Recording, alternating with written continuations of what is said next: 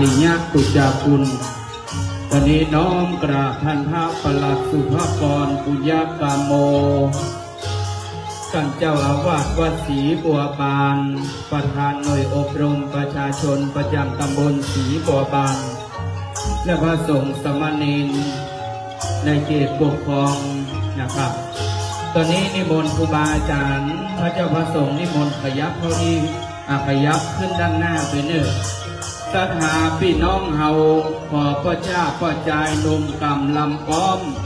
ได้ลำเรียงเก้าอี้พื้นเก้าใส่ข้างประรามหำเปียง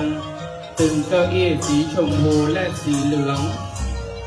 ไปตั้งมือศรัทธาตั้งบริเวณด้านหน้าประรามหำเปียงที่โต๊ะวางผ้าไตรปังตะกุลก่อนเนอตอนนี้ก็เอาเป็นเก้าอี้เสริมกันไปก่อนนะครับหลังจากเสร็จพิธีการบำเพ็ญกุศลคืนสุดท้ายวันนี้เราจะได้มีพิธีการซักซ้อมในการทอดผ้าไตรนะครับเพื่อให้ทำความเข้าใจให้ศรัทธาแต่คือแล้วก็ซักซ้อมกันไป2 รอบวันนี้เอาเสมือนจริงเพื่อที่จะได้นะครับประกอบพิธีทอดผ้าได้อย่างงดงามในวันพุธก็จะต้องมีการซักซ้อมพื้นเป็นก่อนฉะนั้นวันนี้โดยความเคารพครูบาอาจารย์พระมหาเถรานุเถระนอกจากคณะสงฆ์อำเภอเมืองลำพูนแล้วเพราะว่าจะเป็นจากจังหวัดตราดนะครับวัดแหลมหินนำปางศรัทธามาร่วมตั้งโรงทานวันพรุ่งนี้ครูบาอาจารย์ที่ได้นิมนต์เป็นส่งพิธีทั้ง127 รูปถ้าหากว่าเดินทางมาถึงในช่วงก่อนเพลงก่อนนิมนต์นะครับวันพรุ่งนี้จะมีคณะเจ้าภาพได้นำในส่วนของโรงทานและก็ในส่วนของภาคอาหารเพลงวันพรุ่งนี้นำโดยท่านพระมนัสอาภาทโลผู้ช่วยเจ้าอาวาสวัดแหลมหินพร้อมคณะศรัทธาวัดแหลมหินจากจังหวัดตราดตอนนี้ได้เดินทางมาแล้วนะครับวันพรุ่งนี้ย่ำรุ่งเช้าจะทำข้าวต้มทะเลเพลและลงทานนั้นจะทอดมันปลา30 กิโลทะเลลวกผัดหอยลายผัดหอยมะแรงภู่ถวายพระทหารเพลและเปิดเป็นโรงทานนะครับแต่ก็วันพรุ่งนี้หลายวัดนะครับจะได้มาร่วมตั้งโรงทานนะครับฉะนั้นวันพรุ่งนี้จะยื่นทางเจ้าหน้าที่พยมได้จดลายมาชื่อและก็แห่งโรงทานผู้โยมพัชราพรเอื้องฟ้าหรือประโยชน์แจ้งว่าที่ผู้สมัครสสลำพูนเขต 1จะได้มาตั้งโรงทานในช่วงภาคเจ้าไปจนถึงภาคยันเย็นลูกชิ้นทอดประมาณ150 กว่ากิโลฉะนั้นวันนี้ก็โยมพัชรพรเอื้องฟ้าเพิ่นก็ได้น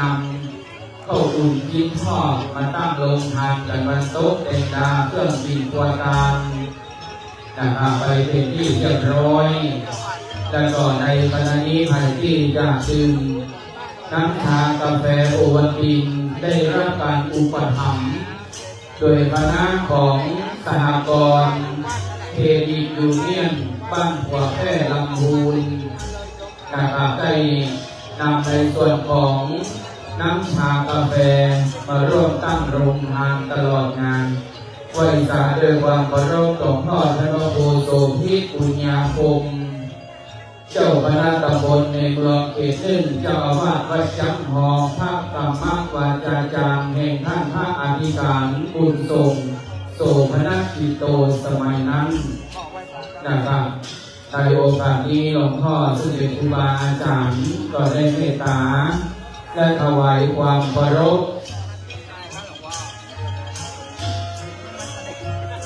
ถวายความเคารพในบารมีแห่งพระเดชพระคุณและเจ้าคุณพระวชิรธรรมสมทานผู้ช่วยเจ้าอาวาสวัดปากน้ำภาษีเจริญกรุงเทพมหานคร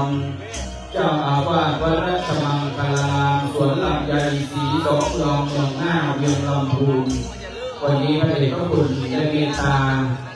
ร่วมถ่ายรูปนะครับกับคณะเจ้าภาพวันนี้เป็นพลังแห่งศรัทธานิมนต์ท่านอาจารย์จากแถวที่หนึ่งด้านหน้าวันนี้ศรัทธาปั้นเขา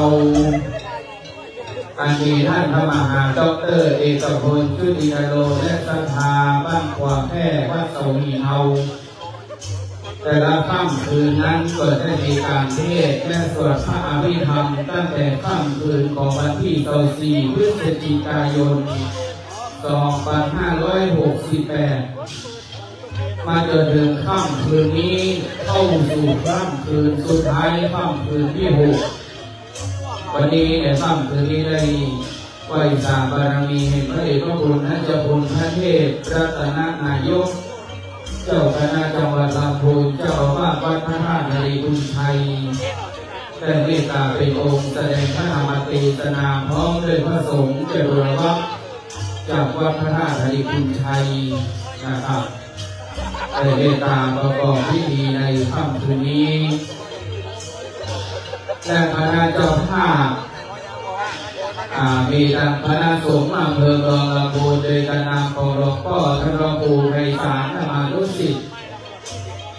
เจ้าคณะอำเภอเมืองลำพูนเจ้าอาวาสวัดประตูป่าพร้อมด้วย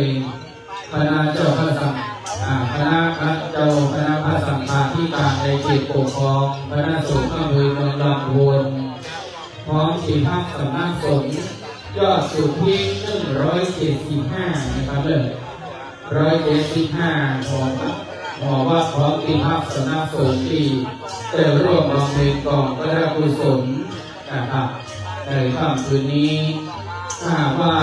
แต่ละตำบลจำท่านพระครูสมุขปฏิภาณบริปัญโยเดชาลูกการเจ้าคณะอำเภอเมืองลำพูนนะครับได้ประสานรวบรวมปัจจัยหลายตำบลก็โอนมานะครับในส่วนของยอดปัจจัยนำกินนำตามหลายตำบลก็ได้มาน้อมถวายบริเวณงานนิมนต์นะครับนิมนต์ที่ใต้ต้นไทรด้านหน้าบารามหางเพียงตั้งที่นี่เปิดห้องประมวลวัดออกวิหารม่อนเสาหินแต่ที่ตั้งปราสาทโลกหาสดีนี้จะอยู่บนวัดออกบารามหางเพียงนะครับทางด้านทิศที่หัวนั้นโลกหัสดีลิงหัวเป็นจ้างหางเป็นหงส์โคนลวดลายโยงโงดงามตาปรมีสินธรรมแห่งพระอธิการบุญส่งโตพระติโตพระนี้เข้าถวายความเคารพหลวงพ่อและพระครูไพศาลธรรมานุสิทธิ์เจ้าคณะอำเภอเมืองลำพูนเจ้าอาวาสวัดประตูป่าได้นำพาคณะสงฆ์อำเภอเมืองลำพูนได้ร่วมกันบำเพ็ญกองพระกุศลเป็นเจ้าภาพในค่ำคืนนี้เป็นค่ำคืนสุดท้ายและมีท่านอาจารย์พระจักรพงษ์จันทปัญโยผู้ช่วยเลขานุการเจ้าคณะอำเภอเมืองลำพูนฝ่ายปฏิภาคแห่งการพระสงฆ์และในวันนี้มีพระสงฆ์สมณีแห่งวัดจังหองนะครับคือเจ้า5สมณี9ในร่มบารมีแห่งหลวงพ่อพระปู่โสภิตอุยาคมเจ้าอาวาสวัดจังหองเจ้าคณะตำบลในเมืองขีดลึงและคณะพระสงฆ์จากวัดศรีบัวบานที่ได้เดินทางกันมาทุกค่ำยันคืนที่จะได้ก็ได้นั้นนะครับก็คือหลวงพ่อท่านพระครูบรรพตพัฒนากิจหลวงพ่อท่านเจ้าอาวาสวัดโตชีนะครับเป็นมาเลือกจะไผ่แห่งบ้านขอแก่เฮาพร้อมด้วยหลวงพ่อเจ้าคณะตำบลศรีบัวบานลงตำบลก็ได้เดินทางกันมาพร้อมด้วยพระสงฆ์สมณเณรและเจ้าสำนักสงฆ์และประการได้มันเฮือยังไงเป็นโมที่อยู่ในเขตปกครองตำบลศรีบัวบานมีอยู่15หมู่วัดพร้อมสำนักสงฆ์นะครับแต่ละปีเจ้าภาพในรถสไลด์มาก็ต้องเอาไปซ่อมหัวสุรากุหลาบประมาณค่ำคืนที่2นะครับในการบำเพ็ญกองพระกุศล ในการนี้นั่นพระครูวัดปัญญาพลเจ้าคณะตำบลมะเขือเทศที่3เจ้าอาวาสวัดสันไปเนียมครูบาอาจารย์ที่ได้เมตตาเดินทางมานิมนต์นะครับหลวงพ่อเจ้าคณะตำบลรองตำบลพระมหาเถระผู้สูงอายุพรรษานิมนต์ขยับขึ้นเก้าอี้ด้านหน้านะครับเลยเพราะว่าโยแห่งพระกรรมเรื่องตอนนี้ก่อน19:18 นาทีตามธรรมเนียมปฏิบัติกำหนดพิธีการทุกค่ำคืนเพราะว่าช่วงนี้ก็สู่เหมันตะฤดูกาลเข้าสู่ฤดูหนาวตอนนี้พุ่งป่ายเล็กน้อยก็อากาศเย็นเยือกเย็นกันมาทุกช่วงเป็นช่วงเพราะว่าอยู่ใกล้เตาฟังลำน้ำแม่สารใต้วัดเตามียังมีม่อนดอยสูงเปิดห้องมาดอยหัวเสือวันนี้ถือโอกาสเป็นค่ำคืนสุดท้ายไทยที่จะร่วมบูชาบารมีธรรมจะมีบาตรรมสั่งไปตั้งที่บันไดตามขึ้นภาษาแก้ววิมันธรรมโลกหัสดีพอบูชากันเทศกันธรรมได้เลยพอสร้างภาษาอิมันธรรมมูลค่าก้าอยู่450,000 บาทในส่วนของปราสาทโลกหัสดีเลิศนาแต่งแต้มรังสรรค์ด้วยช่างวัตจีช่างไม้สลามาตั้งตรงสีเมืองลีเวียงละปูนในปีนี้ในเขตเมืองละปูนได้น้อมตรงจากการพระมหาเถระที่สลามาได้เลิศนาแต่งแต้มมีหลวงพ่อท่านพระครูอมรมารับอดีตเจ้าคณะตำบลหนองจักคืนอดีตเจ้าอาวาสวัดบรรลุในต้นเดือนกุมภาพันธ์ต้นปีที่ผ่านมาหลวงพ่อครูบาแก้วอดีตพระลูกวัดในวัดบรรลุก็เป็นภาษาทรงเป็นประมุขและหลังนี้เป็นหลังพ้น3ประจำปี2568ซึ่งเป็นน้องทรงสการยังพระมหาเถระผู้มีสิ่งทำสมาทานที่งดงามแม้แต่ว่าพระอธิการบนทรงได้พระภูสัญญาพัดยศจึงไม่สามารถที่จะขอพระราชทานเพียงได้แต่เนื่องด้วยว่าสิทธิบูชาคุณตุลุงโดยมีท่านพระมหาดร.เอกพลชุตินโรนำปาศรัทธาญาติโยมสาธุชนได้จัดสรรสร้างภาษาปูชาศีลธรรมกรรมฐานในตุลุงบุญทรงเป็นวาระสุดท้ายวันนี้ด้วยความเคารพเจ้าประวัยความเคารพในพระเอกพระคุณท่านเจ้าคุณพระเทพรัตนนายกเจ้าคณะจังหวัดลำพูนเจ้าอาวาสวัดพระธาตุอดีบุญชัยวรมหาวิหารด้วยความเคารพปฏิพระเดชพระคุณได้เมตตาเดินทางมาถึงองค์เทศนาธรรมประจำค่ำคืนและพระสงฆ์จะจุลวัค4 รูปได้กระนำของท่านอาจารย์พระมหาทวีรัตน์สัตยาพระโนผู้ช่วยเจ้าอาวาสพระรามหลวงวัดพระธาตุอดีบุญชัยประธานหน่วยอบรมประชาชนประจำตำบลในเมืองแต่วันนี้วัดพระธาตุอดีบุญชัยได้เมตตาเดินทางมาถึงนิมนต์นะครับครูบาอาจารย์ที่อยู่ในประรามผังเพียงเจ้าที่ด้านหน้าส่วนในที่บ้านของเมตตาขยับขึ้นไปครับเลยพอดีแห่งสกรรมนี่เป็นกาลโอกาสเวลาที่จะได้น้อมเข้าสู่พิธีการเพราะว่าถ้าครูบาอาจารย์ขยับขึ้นศรัทธาที่มาทีหลังจะได้นั่งต่อท้ายได้งดงามเป็นพลังแห่งศรัทธาในช่วงที่ประกอบพิธีบำเพ็ญกุศลเพศและสวดพระอภิธรรมศรัทธาสาธุชนกินตามกันไปได้เรื่อยๆนะครับในช่วงของการบำเพ็ญกองพระกุศลเพศและสวดพระอภิธรรมค่ำคืนนี้เป็นค่ำคืนวัน6บูชาเป็นหลวงเงินหลวงทองชุดผ้าไตรทองสุกุลชุดใหญ่100ชุดน้อย40ทองหญิงทองตาม100 บาทขึ้นไปเป็นกรณีพิเศษจะได้รับเสื้อยืดคอกลมสีขาว นะครับใครที่จะร่วมสร้างการภาษานะครับโลกาสดีลิงก็ไปใส่บาตรสีดำด้านหน้าภาษาเปรี้ยววิมานฟังก็ได้จะมีบาตรนั้นตั้งประจำทุกคำทูลกองถวายการภาษาปราสาทแก้ววิมานคำนี้ตามผู้ทรงศีลนะครับผู้มีศีลทำที่งดงามนะครับตุลุบุญสมสมเปิดควรที่ตุลุนั้นเป็นผู้ที่มีบุญมีมหาบารมีเป็นผู้อุปถัมภ์ในแผ่พระลูกศิษย์ด้วยดีเสมอมาฉะนั้นสถาหาเก้าอี้ที่นั่งคือเรียบร้อยนะครับเนี่ยคณะสงฆ์ตำบลไหนที่กำลังเดินทางมาสถานที่จอดรถจะอยู่บริเวณใต้วัดเสาหินข้างสะพานลำน้ำแม่สารตามใต้วัดกว้างขวางลานจอดรถจะอยู่ด้านซ้ายมือถ้าใครที่เข้าไปเลิกจะมีสถานีฝ่ายข้างฝ่ายข้างมหานีเฮานะครับเดียวข้ามฝ่ายน้ำมาได้ในการที่จะร่วมบำเพ็ญกองพระกุศล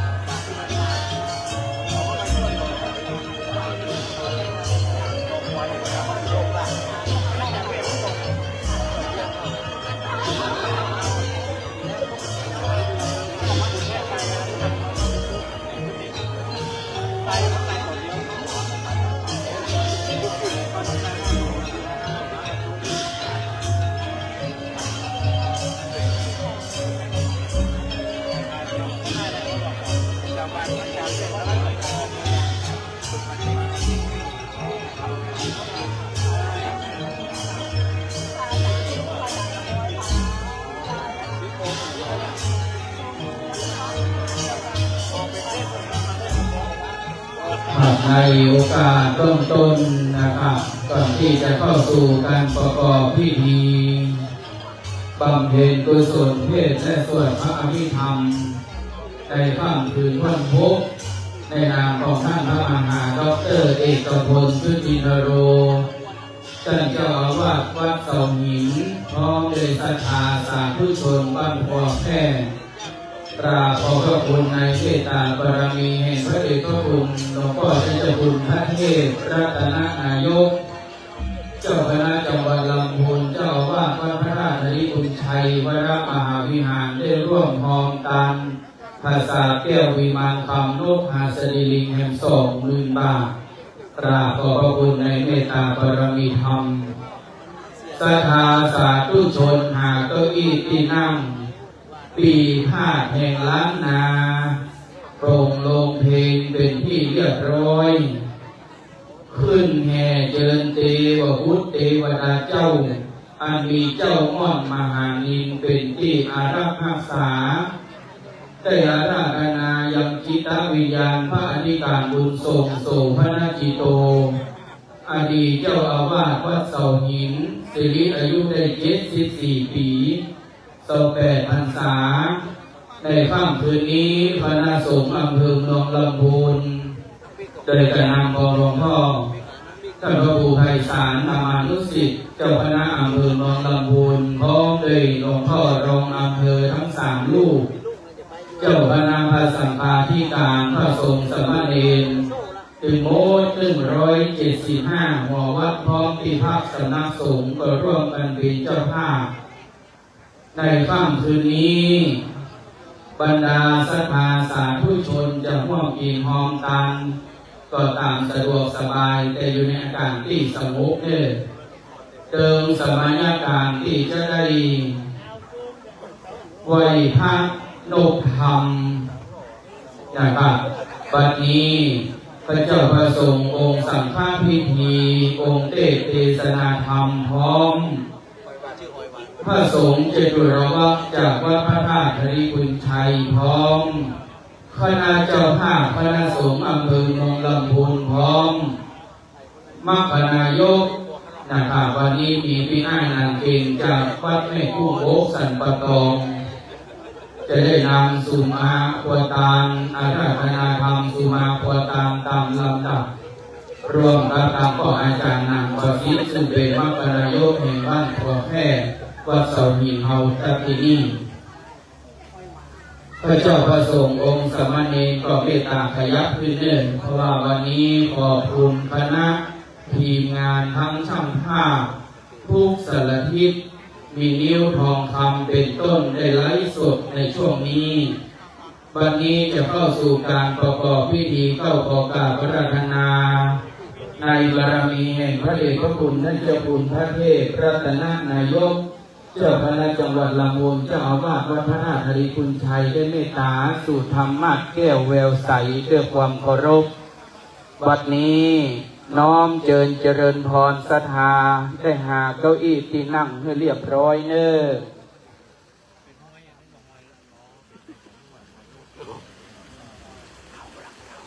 โอกาสเบื้องต้นจะได้เป็นการจุดธูปเทียนบูชาพระรัตนตรัยเบื้องหน้าโต๊ะหมู่บูชาก็ขอกราบพระราธนาหลวงพ่อท่านพระครูไพศาลธรรมานุสิทธิ์เจ้าคณะอำเภอเมืองลำพูนเจ้าอาวาสวัดประตูป่าได้เมตตาเป็นประธานจุดธูปเทียนบูชาพระรัตนตรัยเบื้องหน้าโต๊ะหมู่บูชาขอกราบพระราธนาขอนิมนต์และเรียนเชิญสาธุชนทุกท่านได้ประนมมืออยู่ในอาการที่สงบณบัดนี้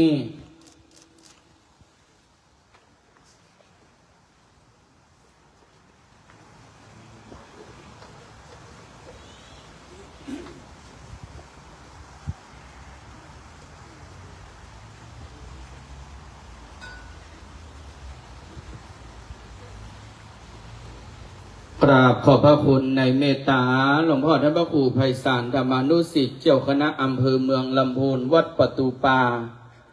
ได้เมตตาเป็นประธานจุดธูปเทียนบูชาพระรัตนตรัยเป็นที่เรียบร้อยโอกาสนี้ก็ขอกราบพระราธนาพระเดชพระคุณท่านเจ้าคุณพระวชิรธรรมสมทานผู้ช่วยเจ้าอาวาสวัดปากน้ำภาษีเจริญกรุงเทพมหานครเจ้าอาวาสวัดราชมังคลารามสวนลำไยสีส่องเมืองง่าเวียงละปูนได้เมตตาจุดเทียนส่องธรรมหน้าธรรมาสขอกราบพระราธนา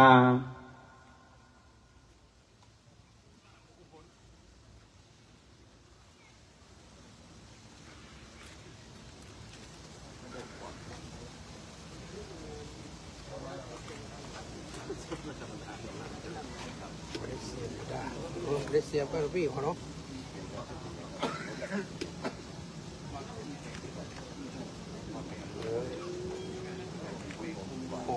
ฮัลโหลกราบขอบพระคุณในบารมีแห่งพระเดชพระคุณเดชคุณพระวชิรธรรมสมทานเจ้าอาวาสวัดราชมังคลารามสวนลำไยโอกาสนี้ก็ขอกราบพระราธนาท่านอาจารย์พระครูกิติปริยัตินิเวศรองเจ้าคณะอำเภอเมืองลำพูนเลขานุการเจ้าคณะจังหวัดลำพูนวัดแม่สานปากขามได้อธิษฐานจุดเทียนจุดธูปเทียนเครื่องทองน้อยด้านหน้าปราสาทแก้ววิมานคำนกหัสดีลิงขอกราบพระราธนา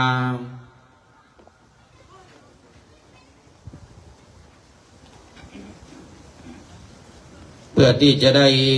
อาราธนายังจิตวิญญาณของท่านพระอธิการบุญทรงโสภณจิตโตอดีตเจ้าอาวาสวัดเสาหินได้มาเมตตาปัตตาอนุโมทนาหับเอากองกระกุศลบุญกินบุญทานประจำยามค่ำคืน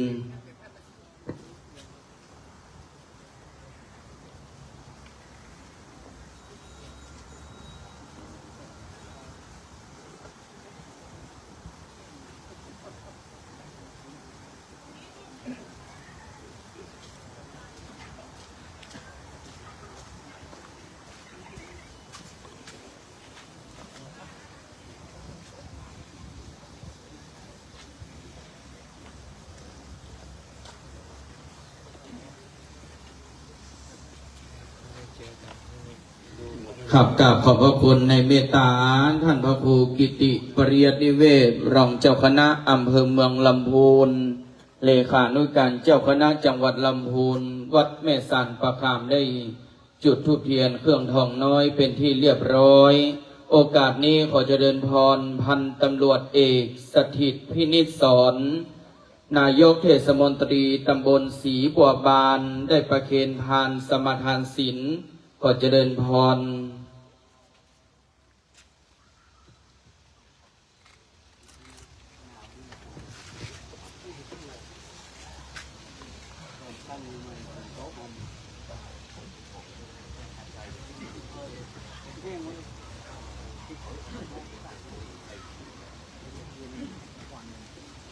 โอกาสต่อจากนี้ไป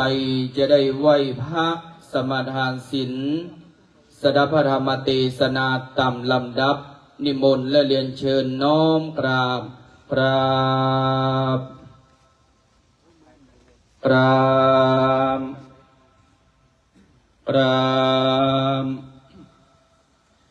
อิมินาสกาเลนะพุทธังปูเชมิอิมินาสกาเลนะธัมมังปูเชมิอิมินาสกาเลนะสังฆังปูเชมิอะระหังสัมมาสัมพุทโธภะคะวาพุทธังภะคะวันตังอภิวาเทมิสวากขาโตภะคะวะตาธัมโมธัมมังนะมัสสามิสุปฏิปันโนภะคะวะโตสาวกสังโฆสังฆังนะมามิมัจยังพันเตวิสุงวิสุงรังคณทายาทิสาลันเลนะสังฆปัญจศีลานิยาจามาตุติยมปิมัจยังพันเตวิสุงวิสุงรังคณทายาทิสาลันเลนะสังฆปัญจศีลานิยาจามาตาติยมปิมัจยังมันเตวิสุงวิสุงรังคณทายาทิสาลันเลนะสังฆปัญจศีลานิยาจามานะโมตัสสะภะคะวะโตอะระหะโตสัมมาสัมพุทธัสสะนะโมตัสสะภะคะวะโตอะระหะโตสัมมาสัมพุทธัสสะนะโมตัสสะภะคะวะโตอะระหะโต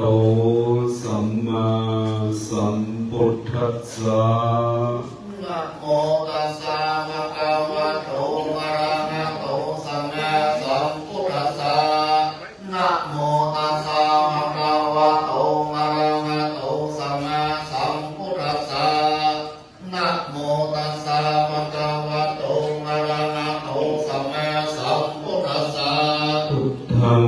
สรณังกัจฉามิพุทธังสรณังคัจฉามิธัมมังสรณังกัจฉามิธัมมังสรณังคัจฉามิสังฆังสรณังกัจฉามิสังฆั นังสรณังคัจฉามิ ตุติยัมปิพุทธังสรณังกัจฉามิ ตุติยัมปิพุทธังสรณังคัจฉามิ ตุติยัมปิธัมมังสรณังกัจฉามิ ตุติยัมปิธัมมังสรณังคัจฉามิ ตุติยัมปิสังฆังสรณังกัจฉามิ ตุติยัมปิสังฆังสรณังคัจฉามิ ตติยัมปิพุทธังสรณัง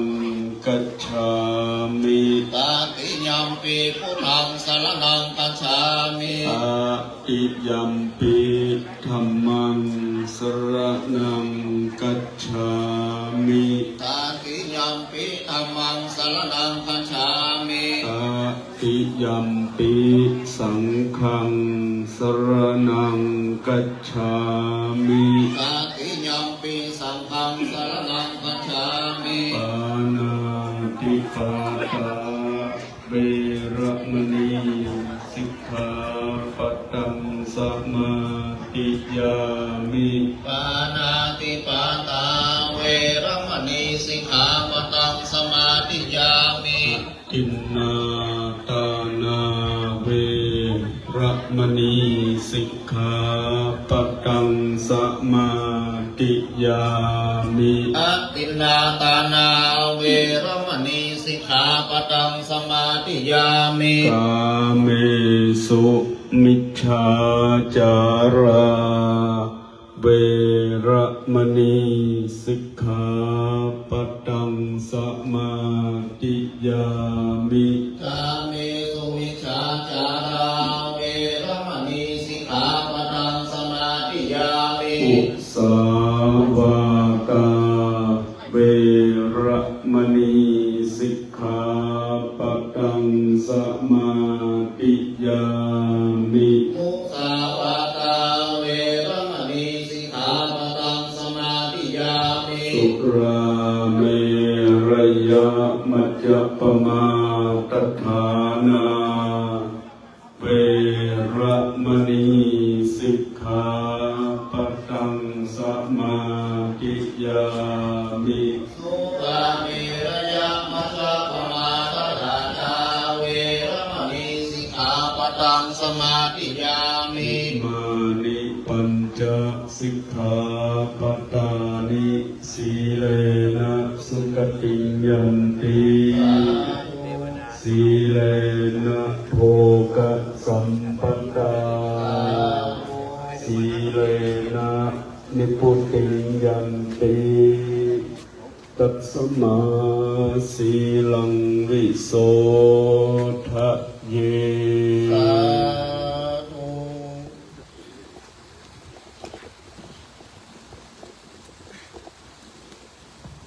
สัทธาอันว่าพระศาสดาตนยิ่งรู้แจ้งสิ่งใหญ่ยธรรมมุขกรรมมีมาปนามาวิภาคโสกาอภิธรรมาเทสิ่งสุตันตยิ่งดวงดีผู้ข้าน้อยขออันตุรีกัดไว้ขอนิมนต์ลูกศิษย์พระแก่นให้จุงเทศนาธรรมสาธุสาธุสาธุอนุกรรมปิมังพระจังอาราธนังตะโลมา นะโมตัสสะภะคะวะโตอะระหะโตสัมมาสัมพุทธัสสะนะโมตัสสะภะคะวะโตอะระหะโตสัมมาสัมพุทธัสสะนะโมตัสสะภะคะวะโตอะระหะโตสัมมาสัมพุทธัสสะปัญญายะปริสุทธติตินะโอ กาสบัดนี้จับได้แสดงพระธรรมเทศนาพรรณนาสัตุธรรมคำสอนขององค์สมเด็จพระสัมมาสัมพุทธเจ้าเพื่อเป็นเครื่องประดับปัญญาบารมีของสาธุชนพุทธบริษัทตังคฤหัสถ์และบรรพชิตเพื่อเป็นเครื่องเพิ่มพูนกุศลบุญญาราศีในส่วนทักษิณานุปทานและกิจอุทิศถวายแด่พระเถระที่ได้ถึงแก่กาลมรณะล่วงลับดับขันธ์ไปซึ่งในกาลค่ำคืนนี้ถือว่าเป็นราตรีสุดท้ายคณะสงฆ์คณะศรัทธาวัดเสาหินได้รับเมตตาธรรมจากคณะสงฆ์อำเภอเมืองมาเป็นเจ้าภาพในวาระค่ำคืนสุดท้ายนี้ซึ่งนำโดยท่านพระครูไพศาลธรรมนุสิทธิ์เจ้าคณะอำเภอเมืองวัดประตูป่าพร้อมโดยรองเจ้าคณะอำเภอเจ้าคณะตำบลรองเจ้าคณะตำบลเจ้าอาวาสรองเจ้าอาวาสและกลุ่มงานเลขาในระดับอำเภอระดับตำบลและพระสงฆ์สามเณรจุตมจุองค์พร้อมโดยคณะศรัทธาในเขตอำเภอเมืองได้มาร่วมกันเป็นเจ้าภาพเก้าก่อสร้างกองบุญกองการกุศลเพื่อจะอุทิศกรปนาผลไปจุจอรอดเถิดยังดวงญาณของพระธิการบุญส่งโสภณจิตโตอายุ74 ปี28 วาษาที่ได้ร่วมรับดับสังขารไปญาติโยมสาธุชนพุทธบริษัททุกท่านคนเฮานั้นมีเกิดก็ต้องมีตายเกิดกับตายมันเป็นของแน่นอนแต่การตั้งอยู่นั้นมันเป็นอนิจจังมันละเที่ยงแท้กำเดียวก็สบายกระเดียวก็เจ็บไข้ได้พยาธิกระเดียวก็ร้อนกำเดียวก็หนาว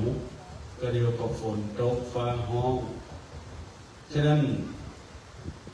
เอาท่านทั้งหลายทุกคนนั้นต่างมาทราบดีว่าเอาท่านทั้งหลายนั้นจะต้องดูแลธาตุสี่ซึ่งเป็นส่วนสำคัญถึงธาตุในเนื้อในตัวเราถ้าธาตุสี่โดยเฉพาะดินน้ำไฟลมเนี่ยหรือดินน้ำลมไฟถ้าธาตุดินมันบดีมันก็เจ็บหั่นเจ็บนี่ที่เราสามารถที่จะสลามได้กำได้ปวดแข้งปวดขาเป็นโรคตับโรคไตมันนี่ก็ถือว่าเป็นธาตุดินมันเสื่อมไปธาตุน้ำก็เหมือนกัน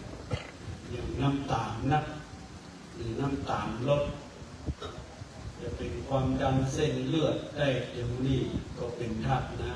ำธาตุลมก็หมายความว่าเป็นลมเป็นแรงใจก็ดี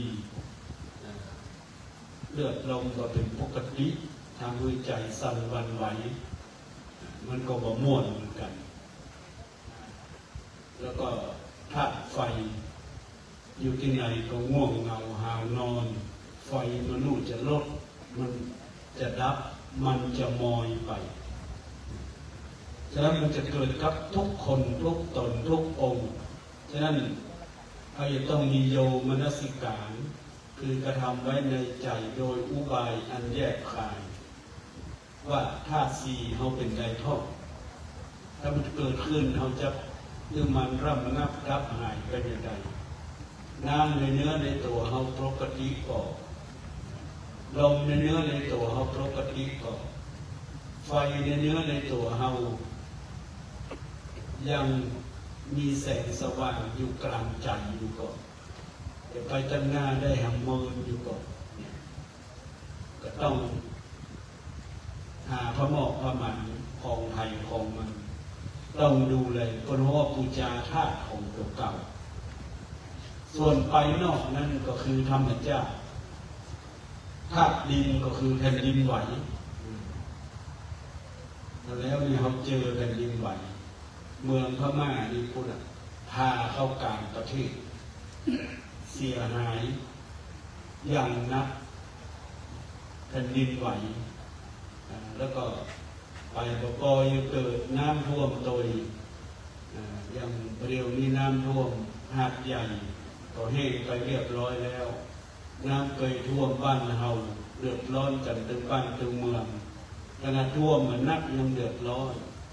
แต่ต้นนี้ท่วมจนหมดเดือดร้อนลมก็เหมือนกันถ้ามันเอาวิหารลุกศาลาลุกเอาต้นไม้ล้มระเนระนาดมันก็เสียหายไฟไหม้ไตลามเขาจะป้องกันอย่างไรฉะนั้นบุคคลผู้ฉลาดเฉลียวจะต้องมีการประเมินดินของตัวเก่าทั้งดินนอกดินในประเมินน้ำทั้งนอกทั้งในลมทั้งนอกทั้งในแล้วก็ไฟถึงนอกถึงในตัวก็ต้องระแวดระวังเรื่องในส่วนของธรรมชาติที่มันทำให้เราทุกคนบอกว่าคือเราทั้งหลายนั้นแก่ทุกก็คือปัญหาถ้าเราแก้ด้วยปัญญามันสามารถจะแก้ได้แต่ถ้าเราไม่มีพยาปัญญาปล่อยให้ตามเบลตามควันมันจะลุกจะล่มอยู่เลยก็เรื่องของมันหรือว่าเป็นกรรมจัดเก่าก็ปล่อยมันลุกมันล่มไปอันนี้ก็ถือว่าอยู่ไปตามยถากรรมก็เป็นที่ซับเสริญเยินยอของนักพรตเจ้าทั้งหลายฉะนั้นสรายาติโยมสาธุชนทุกบริษัททั้งหลายวันนี้ขอนำเอาวัดที่สูตรหรือวัดที่กถามาแสดงให้ท่านทั้งหลายได้ฟังโดยย่นย่อพอสมควรแก่กาลเวลาวัดที่สูตรหรือวัดที่กถาแปลว่ากถาที่มีแต่ความเจริญรุ่งเรืองอย่างเดียวมันมีวันตกต่ำประการที่หนึ่งคือศรัทธาคำว่าศรัทธานี้มันสามารถจะอธิบายได้หลายอย่างแต่อยากจะขยายใจความให้ท่านทั้งหลายได้รับฟังว่าคำว่าศรัทธาตัวนี้แปลว่าความมั่นใจแปลว่าความมั่นใจจริงใจแล้วก็แน่ใจเช่นเรานับถือพระพุทธศาสนาศรัทธาของเจ้าพุทธวันไหวคอนเฟืองเหตุการณ์ในอย่างที่มันจะเกิดขึ้นเขามาโจมตีกันเอามารังควานพระสงฆ์องค์เนรกาหรือว่าศรัทธาญาติโยมที่เป็นเจ้าพุทธได้คับกันกาทะเลาะเบาแวงกันกาแต่ว่าศรัทธาก็ยังอยู่เพราะว่าบุคคลที่มีศรัทธาเนี่ยก็จะรู้จักแยกแยะผิดชอบชั่วดี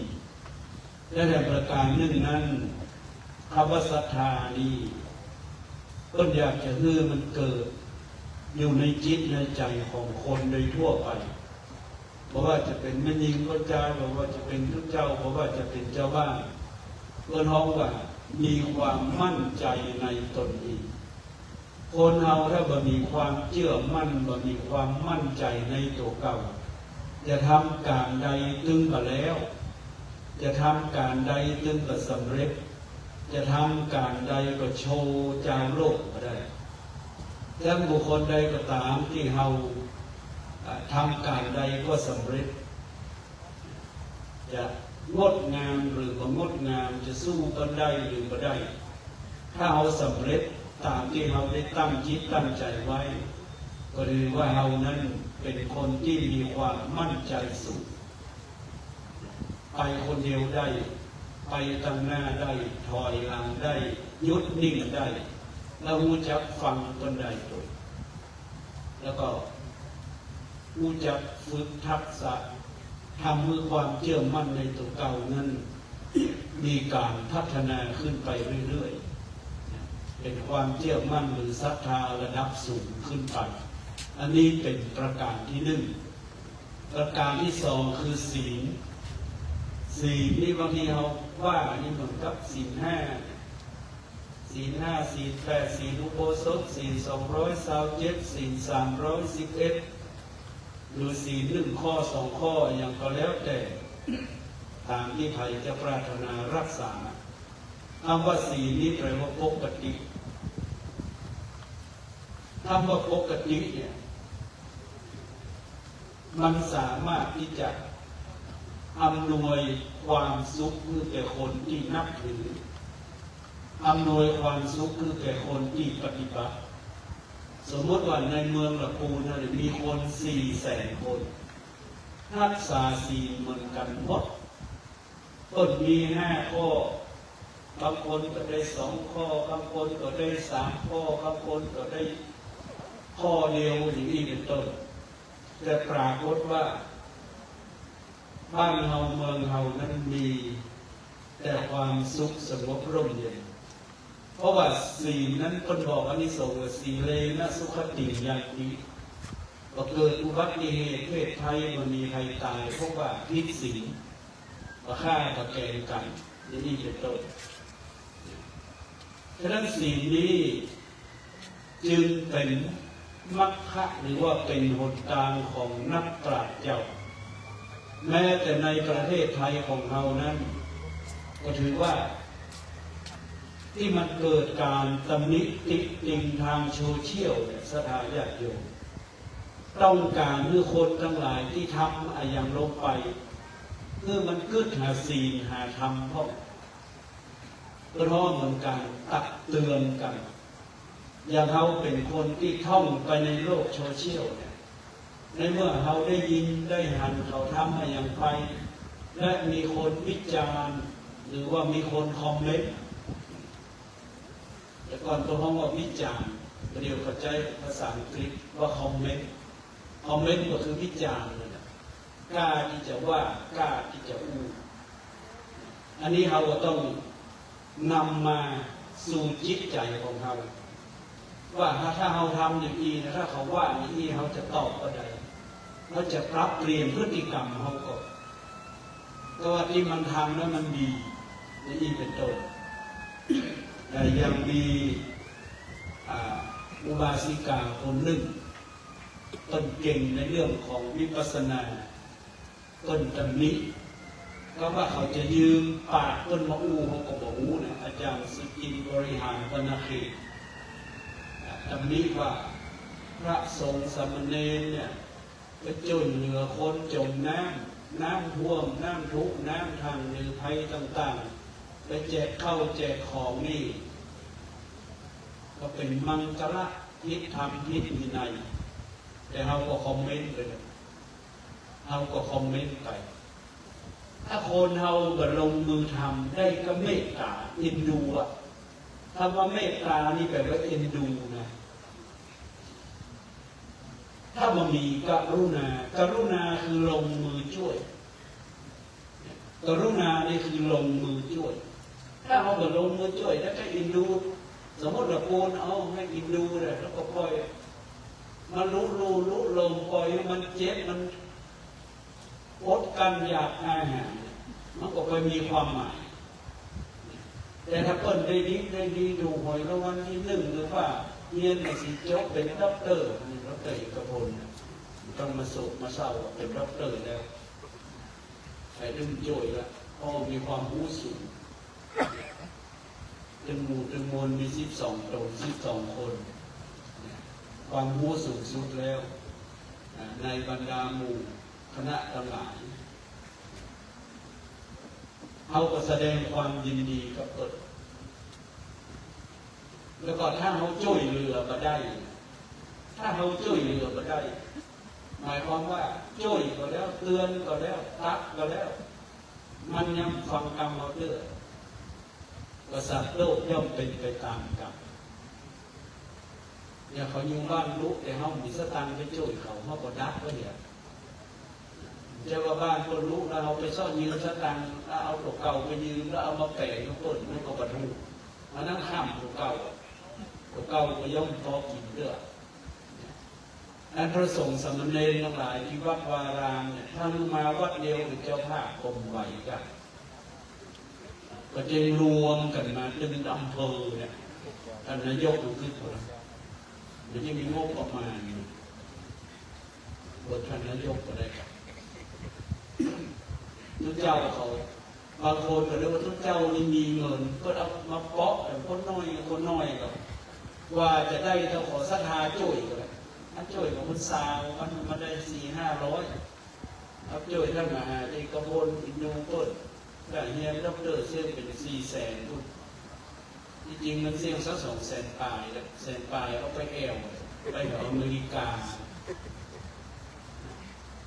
มันแปลงกับอเมริกาเนี่ยไปแต่ละเทื่อนี่เป็นแสนนะเขาเคยไปมาแล้วลาบขึ้นไปแอลบ้านเรานี่ได้หลายเทื่อท่านบอกองนี่ไปทั่วโลกไปอเมริกามาแล้วหัวเขาเลือกแล้วไปแอลเมืองจีนแต่มาออกหน้าถ่ายรูปก็บอกแต่คอมเมนต์เอาของงูอยู่หรอกเรียนไปอินเดียนั่นแหละระดับด็อกเตอร์มันไปไก่อีกมันมีหลายชั้นถ้าไปใช้ไปแอลต่างประเทศก็ต้องเป็นด็อกเตอร์แต่มูที่ไม่ได้เป็นด็อกเตอร์พวกไปที่นั่งนี้ไปอินเดียหลวงพ่อวัดสวนลำไยก็ไปมาแล้วอุบาวัดพระราชเจก็ไปมาแล้วอุบาวัฒนาก็ไปมาแล้วไปมาหมดอินเดียภูไพศาลก็ไปมาแล้วนี่เขาไปเล่าเรื่องเดี๋ยวนี้ลาเลยไปละเพราะมันไปบ่อยมันไปฉะนั้นก็ขอฝากญาติโยมสาธุชนทั้งหลายโดยว่าเอาท่านทั้งหลายทุกคนนั้นจะต้องมีพรหมวิหารอยู่ในจิตใจเอ็นดูแล้วต้องลงมือช่วยแล้วมันพ้นทุกข์เราก็ยินดีแต่เขาช่วยแล้วมันก็ยังบ่ดีเด้ออันนั้นก็แล้วแต่กรรมแต่เวรของใครของมันอย่างคำว่ากำลังเตะขึ้นหน่อยเร็วจะฮือมุกอะไรรถไถมันจะไปดับเลยนะรถไถเนี่ยใช่แล้วรถเฮาจีอีดับเลย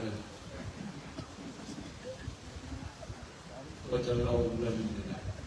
ตึกไหนมูตึกไหนมูล่ะพรหมวิหารสี่คำว่าอุเบกขานี่ท่านทั้งหลายถ้าใครเก่งบาลีอุปะแปลว่าเข้าไปใกล้มากในคำว่าอุเบกขาแปลว่าใกล้แล้วก็อิกขาธาตุในความเห็นหรือในความมองดูแลมันก็ใกล้ๆอย่างคนที่เป็นพ่อเป็นแม่ลูกแต่งงานแล้วก็ไปแบ่งเงินอยู่ที่มันมีปัญหาอย่างก่อนต้องเขาอยู่กับไปก่อนเดี๋ยวเขามีปัญหาเขาจึงมาบอกเราก็แล้วอยู่ตลอดฟังข่าวอยู่ตลอดถ้าอย่างก็ไปตุ้มเอาอย่างก็ไปช่วยก็จะซื้อรถเอาตังค์ไปออกทุกคนก็จะซื้อที่ดินก็เอาตังค์ไปออกทุกคนมันก็สบายอยู่ดังนั้นคนที่เป็นครูบาอาจารย์ถ้าลูกศิษย์ลูกหาไปเป็นลูกหลวงก็พ่อทยาปัญญาเหมือนกันอย่างเขาเป็นเจ้าพระครูกิติเรียกนิเวศพระครูศิริสารยุทธนี่เป็นลูกศิษย์ทั้งนั้นเลยเขาต้องไปช่วยประเด็นมาเอาก่อนนายเอกพลนี่ก็เป็นลูกศิษย์เขาเป็นวิชาเนาะมันมีเงินแต่งภาษาก็จะช่วยมาหน่อยแต่ถ้ามันตายเขาไม่ได้ช่วยละเพราะเขาต้องไปก่อนมันเพราะเขาแก่แล้วมันช่วยตอนที่มันมีชีวิตอยู่ช่วยตามที่เขาพอมีนะก็จะเอามาช่วยได้ข้างห้องได้หลายนั่นเขาตั้งหลายก็เพื่อวัดปฏิบัติธรรมนี่เขาก็ต้องพยายามแกะเอามีทักษะในการประพฤติวัดปฏิบัติธรรมเขาก็จะอยู่อย่างมีความสุขสงบร่มเย็น นั่นคำว่าศีลตัวนี้มันเป็นปกติและถ้าคนในประเทศไทยเรามีศีลนะประเทศไทยเราจะเจริญรุ่งเรืองประเดี๋ยวนี้ก็เจริญรุ่งเรืองนะถึงขีดสุดนะ AI นี่ที่อื่นคนที่มีนะประเทศไทยเรานี่เก่ง AI ในนี้ก็มี2 ตัวพระครูไพศาลนี่แปลงเสือก็ได้เลยในมือถือนะไปพอพระครูกิติปริยัติเวทแปลงยังไงวัดประคามแม่สานี่แปลงยังโชว์ให้พ่อไปอบรม AI มาแล้วเนี่ยเจ้าทั้งหลายไปอบรมได้แต่เขาไม่ถึงจ้าก็จะไปโอนโวยเนี่ยมาได้เลยนะนั่นโลก AI ในประเทศไทยนี่เก่งต่างประเทศต้นพอเก่งจะได้ประเทศไทยนี่มีอำนาจรอบบ้านรอบเมืองเราประเทศไทยนี่มีความก้ำกุรุ่งเรืองเป็นผู้นำทางสังคมโลกนะหรือในส่วนภูมิภาคหรือภูมิรัฐศาสตร์ตะวันออกเฉียงใต้ประเทศไทยเป็นอันดับ1ที่เป็นอันดับ1คือเป็นนี่ประเทศจีนกับสิงคโปร์ไทยกับสิงคโปร์ก็เป็นนี่แต่ว่าประเทศไทยเป็นนี่หมู่เดียวกันไปยืมเงินนายกท่องไปยืมเงินธนาคารนั่นธนาคารนี่ก็แล้วก็มีใจคนเรานี่ครัวเรือนก็เอาสตางค์คนไก่ก็ไปยืมปรุงข้าวสารก็ไปยืมไอแซฟมดที่เจ้าเอาสตางค์ไปฝากกองรู้นั่นกองรู้นี่เอาสตางค์ที่เจ้าหายไปหมดแต่ผมมีปิงแล้วดูเนาะอุ่นกับอำเภอปราสาทเอาบอกว่าทุกคดีกับคนที่ทำงานในระดับกองทุนนะเขาก็จะยกการเงินก็จะยกการธนาคารจะไม่เชื่อเขาเรายิ่งฝากธนาคารก็ถูกถอนเราได้รับถึงกระถอน20 ปีก็ได้จะถอนกำลังได้ปีเกินถอนมาแล้วนั่นก็ขอฝากโดยว่าจะทำงานกับใครต้องยังจิตใจของคนที่เขาจะทำงานร่วมก็ขอฝากไว้โดยนี่เป็นข้อคิดฉะนั้นศีลธรรมกรรมฐานเนี่ยถ้าเราตั้งหลายประพฤติวัดปฏิบัติธรรมหมดมันดูเหมือนเดือดร้อนอย่างสักอย่างเพราะว่ามันทำให้ปัญญาเกิดขึ้นประการที่3สุตตะแปลว่าการฟังคนเรานี้ต้องฟังคนฉลาดต้องจะฟังอย่างผู้บริหารประเทศก็จะมีศรัทธาทั้งโลกจมก่อนก็จมไปก่อนอย่างเขาเป็นเจ้าคณะอย่างนี้เขาจะมีพระสงฆ์องค์เนรเขาเสนอขึ้นมาก่อนกันเยอะลงไปควบคุมมดมันได้แต่นายกต้องเขาเสนอเรื่องราวขึ้นมาหมู่บ้านนี้ก็หลวงหรือสอทอสอจอมีอย่างผมเสนอมาว่าเขาจะช่วยได้ก็ได้หมู่บ้านนี้เสนอมาอย่างที่เรามือมันบาร้างกันมันมี8 หมู่บ้านก็เสนอมาเท่ากันรู้เนี่ยเป็นผู้นำก็ต้องบาร้างต้องยุติธรรมถ้าไม่ยุติธรรมนี่โดนเล่าควันโดนติฉินนินทาล้ำไปบาทเดียวก็ไม่ได้คนมันเอาอย่างนี้ก็มีลูกยิงลูกใจลูกมีกี่คนนามีกี่ให้แบ่งเต้าเดียวกันต้นก็แบ่งก่อนปล่อยพ่อแม่ตายแล้วก็แบ่งแต่บางคนต้นโผล่มันเดือดร้อนก็ตกแบ่งบางคนแบ่งเนี่ยหมดเดือนจะคายโจ๊กหมดพอแม่ตายมาลูกได้ครับพี่น้องแบบนี้ก็พอดีมันก็มีปรากฏหันอยู่ฉะนั้นสุตตะแปลว่าการฟังแล้วก็พึกแล้วก็เอามาพิจารณาว่าที่คนว่าเนี่ยที่คนกล่าวหรือที่คนประกาศออกมาเนี่ย มันเหมือนกับที่เราคิด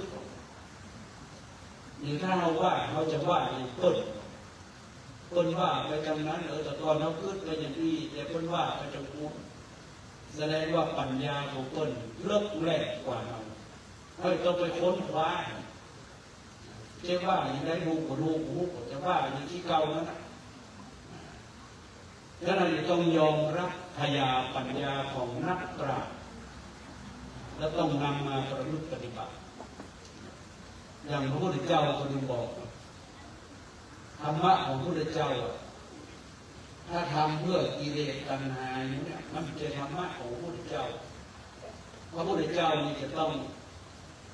ถอนออกถอนกิเลสคือราคะโทสะออกไปจากจิตใจแต่ถ้าเอามาป้อไว้ในจิตในใจมันนั่นเป็นใจธรรมะของพระพุทธเจ้าถ้าโลกีจะเอาอย่างเดียวเกาะไว้ติดเกาะไว้ติดแต่ถ้าโลกุตระปงแล้วก็วางอย่างนี้ฉะนั้นนักปราชญ์เจ้าทั้งหลายต้นจึงประพฤติปฏิบัติเหมือนกับครูบาอาจารย์ที่เฮาท่านทั้งหลายกำลังจะยกย่องเพิ่นสู่ยูเนสโกครูบาเจ้าสีใจไปแปลงโมดอย่างที่เจ้าบ้านเฮานี่ก็จะมาฮอไปหลวงไปพอบัญชีจะได้เป็น10 ปีผมไปซอกแรกตอนนั้นเฮาไปหลวงมันมามา150 10 ปีผ่านไปเอา200พอละเงินดอกมัน50 บาทในเฮาเนี่ยเอาลุ่มพอมาเธอจ่ายยังมาเธอแก๊สซองแล้วก็แล้วนับพอมาฮะถ้าเขาเป็นนับไปเนี่ยมันก็ฟังใจอยู่ฮะนี่ครับทางมา10 ปีเรื่องกำไร20 บาทเนี่ยมันไปดูค่าเงินมันแตกต่างกันค่าเงินมันแตกต่างฉะนั้นพระพุทธเจ้าก็นึกถึงปัจจุบันเป็นเกณฑ์ในขณะนี้เฮาก็มีฐานะเฮาก็จะโจ้มันได้ก็มันแปลงมาอย่างมันเนี้ยมาอย่างมันพุทธเดินก็มันได้กำไรถ้าเฮาเจอได้นักเฮาก็โจ้ถ้าโจ้ไม่ได้นักเฮาก็โจ้ชนให้พอดีหรือเฮาก็บ่มีก็บอกซื่อๆเรื่องนี้มีสตังค์ห้องน้อยไม่เด้ออีคนที่เป็นนักแล้วก็หูหรอกไปห้องนักห้องน้อยแล้วก็หูอย่างเจ้าคณะอำเภอเลขาเนี่ยกองงานเลขาเนี่ยเขาได้หักวัดนี้เขาได้กว่า200แล้วเนาะมันต้องเพิ่มสักเยอะมันก็อยู่ที่เก่าการทำบุญนี่ก็ต้องพัฒนาหน่อยจะเป็นมันอยู่ที่เก่าเพราะว่าวันเวลาบ้านเมืองจะรีดที่ทอยมันเปลี่ยนแปลงไปราคาเข้าของมันก็เปลี่ยนแปลงก็ตั้งแต่หลายต้องคิดพอภัยที่อยู่ในโลกโซเชียลท่านทั้งหลายเนี่ยประเทศไทยเราเนี่ยมีความสุขเพราะอะไรอย่างเพราะว่าเอ็นดูหัวคนทุกข์ก็ได้ถึงเข้าหัวคนทุกข์ก็ได้แก่ขณะพระพันปีหลวงในต้นสวรรค์ละพจน์ก็คือนายกเอาไปเนาะได้โควต้ากี่คน45ครับแล้วก็ออกตังค์ทุกคนหมดครับรถตุ๊กก็ได้ไปนะรถตุ๊กก็ได้ไปกรุงเทพไปไหวแล้วก็ปิ๊กละส่วนแวะกับปตทอย่างนี้ครับอย่างน้อยก็ได้ไปไหวไปพอข้าราชการกุศิมหาปราสาทละอันนี้ก็ขอนำเรียนครูบาอาจารย์ศรัทธาญาติโยมสาธุชนว่าเอากันตลายจงเป็นนักฟังมันเหมือนกับสภากันตลาด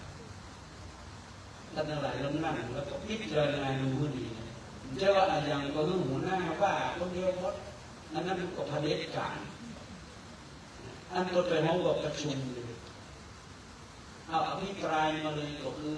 คอมเมนต์มาวิจารณ์มาฟังมันหมดแล้วสู่เขาจะเอาอย่างไรประธานมันต้องสรุปดีจะโจ้ยได้ก็จะโจ้ยก็ได้ก็ต้องหาพรรคพวกหมู่ฝูงก็ได้เยอะ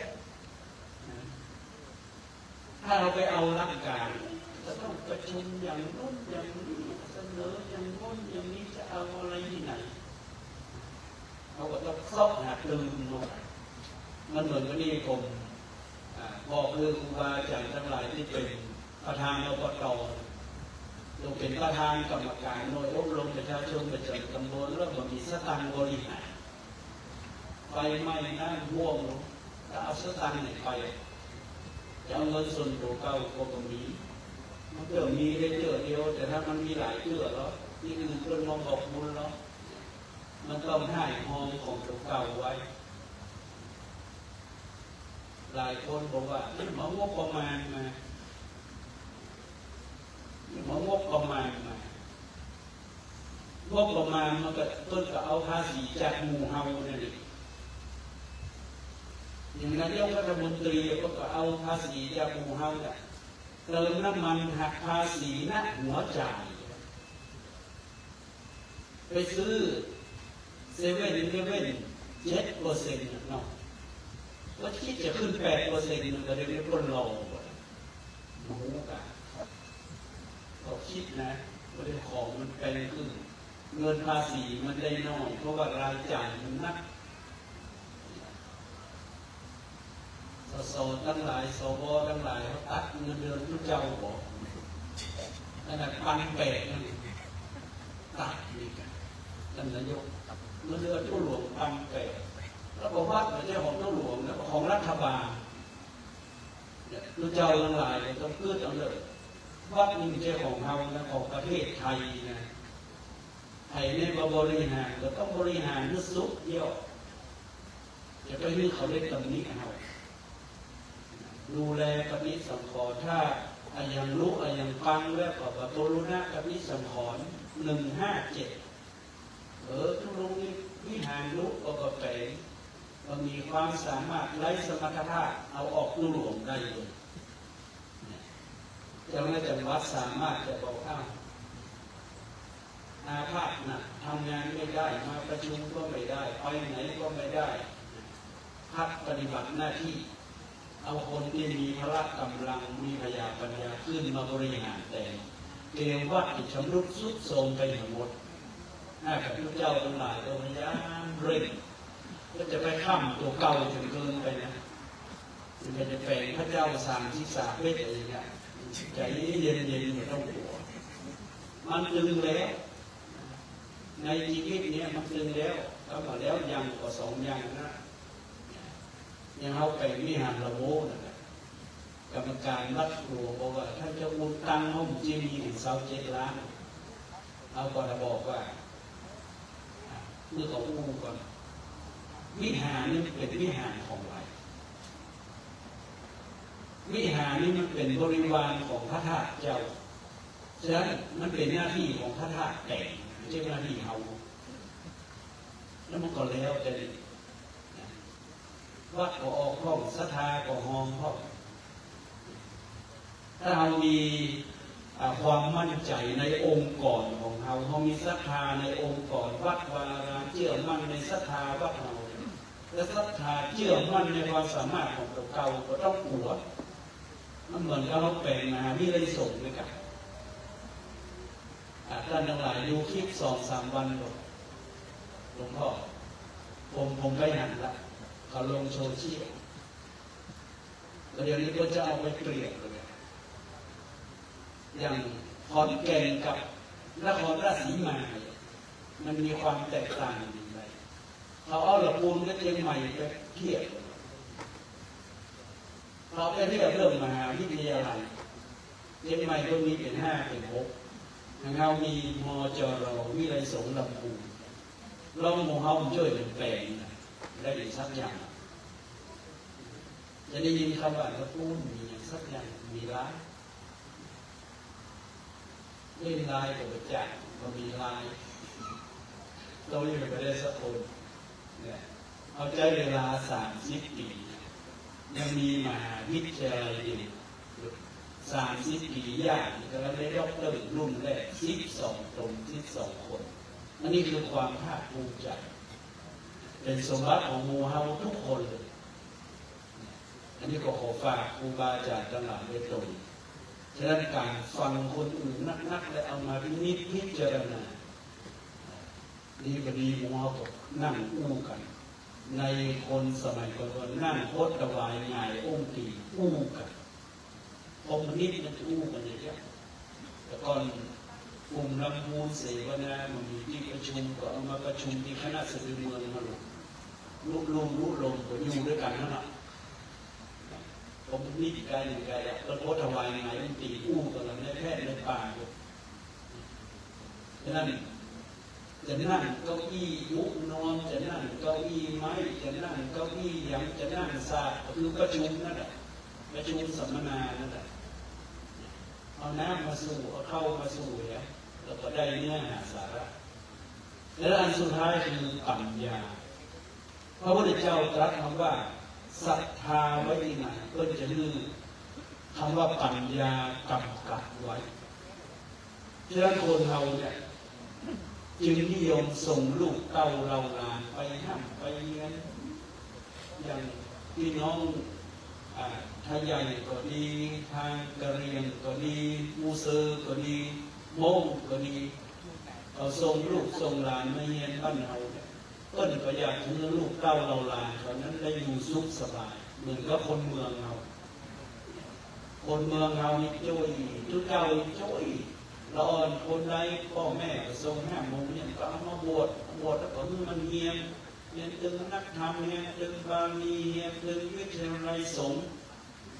ถ้ามันปีกล้าแข่งมันถ้าสนิทก็ปล่อยมันสนิทไปแล้วมันก็อยู่มันอยู่ไปมันมีการบังคับกูเข็นไทยสักคนประเดี๋ยวนี้เปิ้ลกับเที่ยงกับมุกกับตีกับลิ้วหูอย่างสักอย่างด่ากับเรื่องกับด่าในวัดพระธาตุนี่เขาเป็นหัวหน้าคณะถ้าใครไม่ไปโรงเรียนก็ให้กลับบ้านเอาซิกไปโดดละมันไปโรงเรียนเรื่องเดือดเรื่องกระดาษมอบงานนี่คือเจ้าเลยนะถ้ามอบงานแล้วลูกก็จัดการลูกมีความคิดนะลูกก็ต้องย้ายไปอยู่กับมันด้วยก็ที่ค้าเหมือนกันฉะนั้นต้องจัดการเพราะว่าจะยึดข้าลงไปจัดการมอบงานแล้วก็ต้องทำอย่างนี้เป็นต้นและปัญญาย่อมเกิดเพราะการฝึกฝนคนเราจะบริสุทธิ์ได้เพราะปัญญาอย่างท่านทั้งหลายเนี่ยประชุมสงฆ์ท้องเวลามีการมีงานมาช่วยกันเนาะเสียสละมาฟังนะฟังธรรมฟังเทศตัวนั้นก็หมู่เก่าเนี่ยนักบริษัทเนาะอันนี้ก็หมู่เก่าเนี่ยนะหมู่ที่มาหมู่ที่หมู่มาลองมันตายก็กันหมดนะศพยืมแค่ไปมีหลายวัดนะเนาะก็มันแรงสะท้อนหรือปฏิกิริยาโต้ตอบมันไม่มีนั่นอาจจะเขาน้ำเบยอยู่แค่ไปได้สักโดยหันหน้าหันตานั่นก็ละลายเวลาคนมีงานศพหรือแก้วมาก็มาอะไรก็หอมมากันวันนี้สบายได้มาก็เดินโทรศัพท์บอกกันมาอะไรก็ส่งพระสงฆ์องค์นี้ส่งผู้จานมาเมื่อมันเป็นบุญเป็นกุศลมีความสามัคคีกลมเกลียวเป็นน้ำนึ่งใจเดียวกันทุกอำเภอในจังหวัดลำพูนปฏิบัติเหมือนเดียวกันหมดไฟไหม้กดจุดลูกเจ้าพระเนรตายกดจุดน้ำท่วมกดจุดลมหลวงพัดมากดจุดหมดเรื่องสองเบื้องเฟื่องฝ่ายนายกกดจุดบ้านกดจุดวัดกดจุดมันบ่งถึงความเจริญรุ่งเรืองอย่างเดียวปัญหามันจึงบ่มีในเมื่อปัญหามันมีก็บ่มียังต้องอู้กันแต่ยังจะเกิดก็มันเกิดเราต้องหลายช่วยกันต้านทานทำมือขจัดปัญหานั้นได้และความสุขก็เกิดขึ้นและบ้านเมืองเรามีแต่ความสุขเสริญสุขสันต์สุขเสริญสลากย้อมก็ไปละโอมแสนรวมก็ไปละมาเดี๋ยวนี้ไหนงานสักการะพระนางเจ้าจามตีงานฤดูหนาวปีนี้หนาวสุดๆเอาทางว่าตะปูหนาวก็พระเจ้าเจนไฮผมก็คอมเมนต์ไปว่านอนโคตรอย่างเดียวแสดงว่าหนาวขนาดบอกคอมเมนต์ส่ง9 องศาอำเภอเมืองลำพูนไปที่ขอบพอเอาว่าหนาวกัน อสมัยเด้อพอแดงน้อยเดือนก่อนมันเสี่ยงก้าไฟ9,000 ป่ายคณะเสด็จหมดมีเส้น6,000 ป่ายเพราะได้เปิดเอมาหลายเดือนหลายวันเดือนหน้าซ้ำขอสบายเลยเดือนหน้าซ้ำสบายพัดลมก็เปิดมาได้แอร์ก็เปิดมาได้ไฟฟ้าเปิดละเป็นร้านนอนก็รับหมดแล้วมันทำให้เราประหยัดไปในตัวเจ้ามอมจรก็มีฝึกซ้อมรับปริญญาก็เปิดแอร์น้อยอยู่มันก็เย็นสบายเขาก็จะสั่งเขาเปิดประตูแล้วก็ต้องเปิดเองครับนั่นเปิดเองทั่วประเทศไทยทำให้ประหยัดค่าไฟถ้าทั่วประเทศที่มันจะว่า10 ล้าน20 ล้านมันเป็น100 200นี่เป็นพันล้านในช่วงระยะเวลาเดือน2 เดือนนั่นก็ขอให้มันหนาวๆนานๆหน่อยทำการทำงานก็ได้นักเลยนอนก็ได้รับดีเลยนั่นก็ขออนุโมทนากับคณะสงฆ์อำเภอเมืองศรัทธาญาติโยมสาธุชนทุกท่านก็ขอสรุปว่าวัดที่สุดบางคนอาจจะได้ว่าเจวัดที่กันเป็นวุฒิที่กันก็คือวัดที่ก็ได้สุวัฒนะสุวัฒนะก็เป็นวัดที่หรือวุฒิก็เป็นว่าเจริญเหมือนกันหมดเลยดังนั้นก็ขอฝากท่านทั้งหลายไว้เพียงแค่นี้ก็ขอท่านทั้งหลายนั้นได้ปากันเป็นอยู่ด้วยพยาปัญญามีปฏิส่องนำตามเต็มวันเต็มคืนที่ประสบความสำเร็จในการดำเนินชีวิตในการบริหารภารกิจการงานกิจการงานบุญที่ท่านทั้งหลายได้กระทำมาตั้งแต่ต้นตั้งแต่จุดไฟไหว้พระรับศีลจะถึงฟังนั่งฟังธรรมและจะบำเพ็ญปั้มเป็นตามต่อไปขอไปชื่อจะรอดเดินยังจิตวิญญาณของพระธิการบุญทรงโสภณจิตโตที่ได้ถึงแก่มรณภาพล่วงลับดับผ่านไปก็ขอราธนาดวงวิญญาณบริสุทธิ์ของพระธิการบุญทรงจงรับรู้รับทราบอนุโมทนาสำเร็จเป็นปัจจานุโมทนาใหม่พร้อมด้วยอำนาจของพระพุทธเจ้าพระธรรมสงฆ์อำนาจบุญกุศล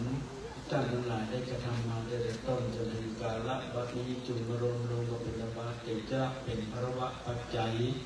ดลบันดาลประทานพรด้วยสมณศรัทธาและมูลศรัทธาทั้งหลายจะอยู่ร่มเย็นเป็นสุข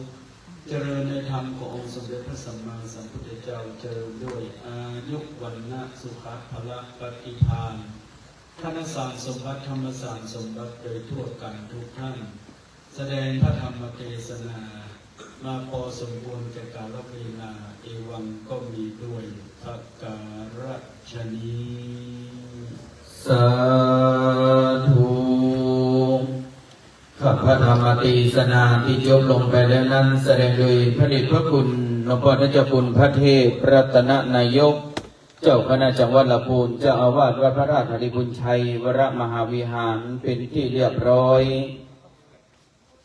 นะครับโอกาสนี้พระเจ้าประสงค์จตุรวรรษจะได้สวดธรรมกถาอภิธรรม7 กัมปีเบื้องต้น9ขอกราบพระราธนา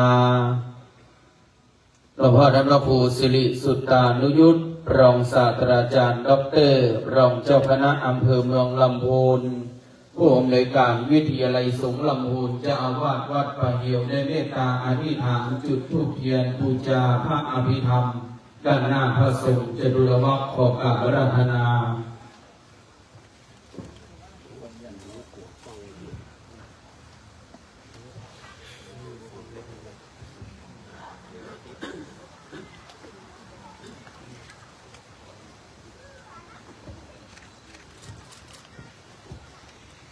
นะโมตัสสะภะคะวะโตอะระหะโต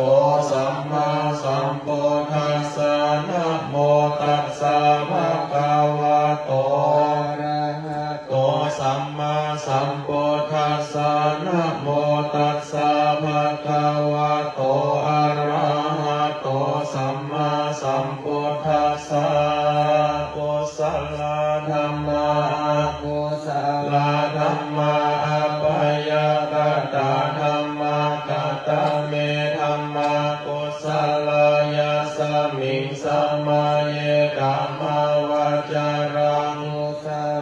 จิตังอุปันนังโหติโสมานาสสา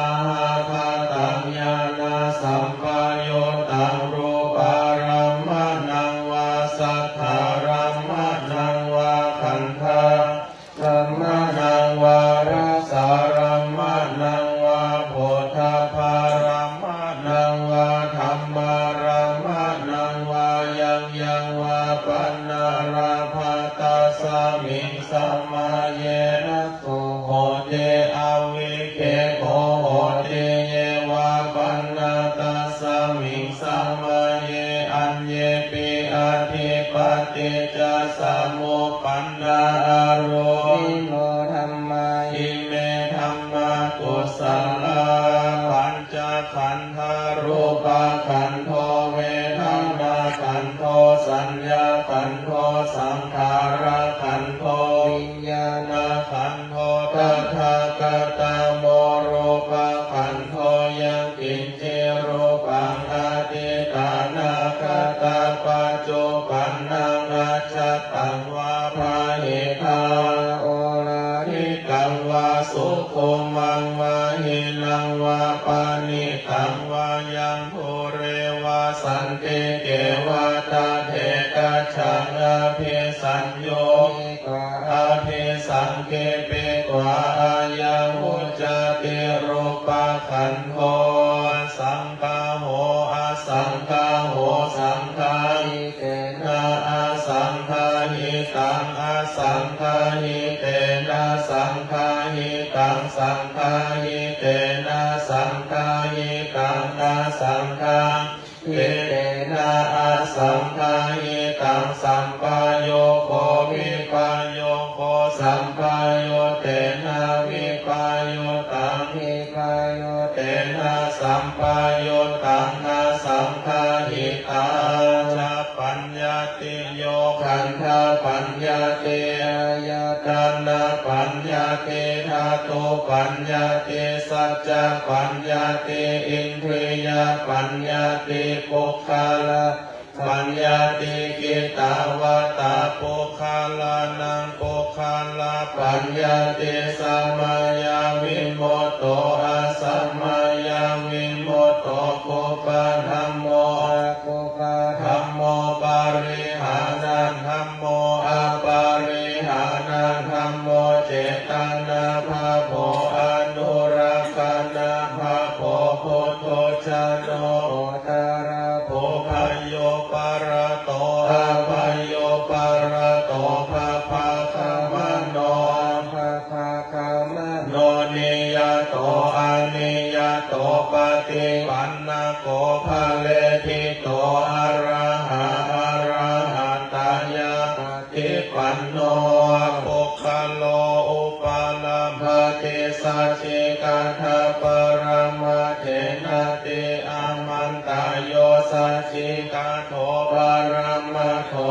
โตโสปุคคโลอุปาลัมภติสัจจิกัทถปรมาเถนะตินะเหวังวัตตะเพอาชานาหิมิคาหังหันเจอุคาโลอุปาลัมภติสัจจิกัทถปรมาเถนะเตนะวัตตะเรวัตตะเพโยสัจจิกัทโธปรมาโถตะโต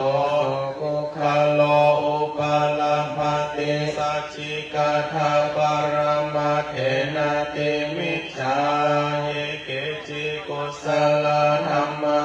เทเตกุศลมูลาเยวาปันนากุศลมูลาสัพเพเตธัมมากุศลเยเกจิกุศลธัมมาสัพเพเตกุศลมูเลนะเอกมูลาสัพเพเยวาปันนากุศลมูเลนะเอกมูลาสัพเพเตธัมมากุศลเหตุปัจจโยอารัมมณปัจจโยอธิปติปัจจโยอนันตระปัจจโยสัมมานันตระปัจจโยสหชาตปัจจโยอัญญมัญญปัจจโยนิสัยปัจจโยอุปนิสัย ปัจจโยปุเรชาตาปัจจโยปัจจาชาตาปัจจโยอาเสวนปัจจโยกัมมปัจจโยวิปัสสนาปัจจโยอาหารปัจจโยอินทรียปัจจโยชานะปัจจโยมัคคะปัจจโยสัมปยุตตาปัจจโยวิปยุตตาปัจจโยอัตถิปัจจโยนัตถิปัจจโยวิคาตาปัจจโยอวิคาตาปัจจโยสาธุอันดับต่อจากนี้ไปก็อาจารย์จะได้สุมาพัวการตามลำดับสืบต่อไป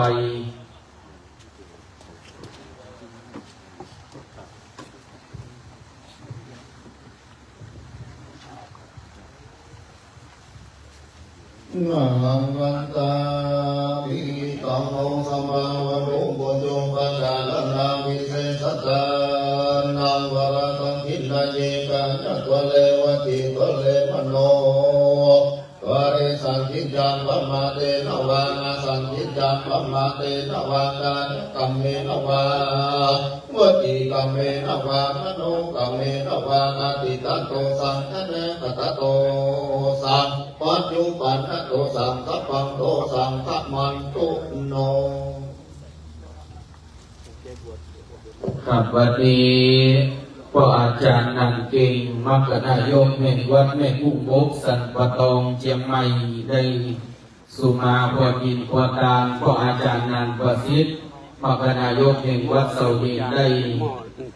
พระพรหมน้ำสุกันโธตะกักใส่จิ้งจอยน้ำขมิ้นส้มปล่อยได้เครื่องกินพวตานกันเป็นที่เรียบร้อยโอกาสต่อจากนี้ไปจะเป็นการทอดผ้าบังสุกุลตามแต่ละชุดก็จะได้กราบพระราชนาตัวแทนแห่งการคณะสงฆ์ทั้ง21ตำบลนะครับได้เมตตาทอดผ้าบังสุกุลด้านหน้าพระสงฆ์พิธี5 รูปขอกราบพระราชนาหลวงพ่อธรรมปูโสภิตบุญญาคมเจ้าคณะตำบลในเมืองเขต1เจ้าอาวาสวัดจังทองหลวงพ่อธรรมปูพิสารเจดียานุกุลรองเจ้าคณะตำบลในเมืองเขต1ผู้ช่วยเจ้าอาวาสพระอารามหลวงวัดพระธาตุธาริพุนไทยหลวงพ่อธรรมปูวีรศาสตร์ประภักเจ้าคณะตำบลเมืองหน้าเจ้าอาวาสวัดเมืองหน้าท่านพระครูสถาพรธรรมรัตน์รองเจ้าคณะตำบลบ้านปรางเจ้าอาวาสวัดพญาภาท่านพระครูสุบุญญาภิรักษ์เจ้าคณะตำบลหนองจังคืนเจ้าอาวาสวัดหนองจังคืนท่านพระครูอมรขีมากรเจ้าอาวาสวัดมงคลปุญชิยารามสันปยังนองท่านพระครูพัทรกิติคุณเจ้าคณะตำบลลินปิงเจ้าอาวาสวัดเจดีย์ขาวท่านพระครูจันทวีระวงศ์เจ้าอาวาสวัดป่อจงท่านพระครูบัณฑิตานุกิจ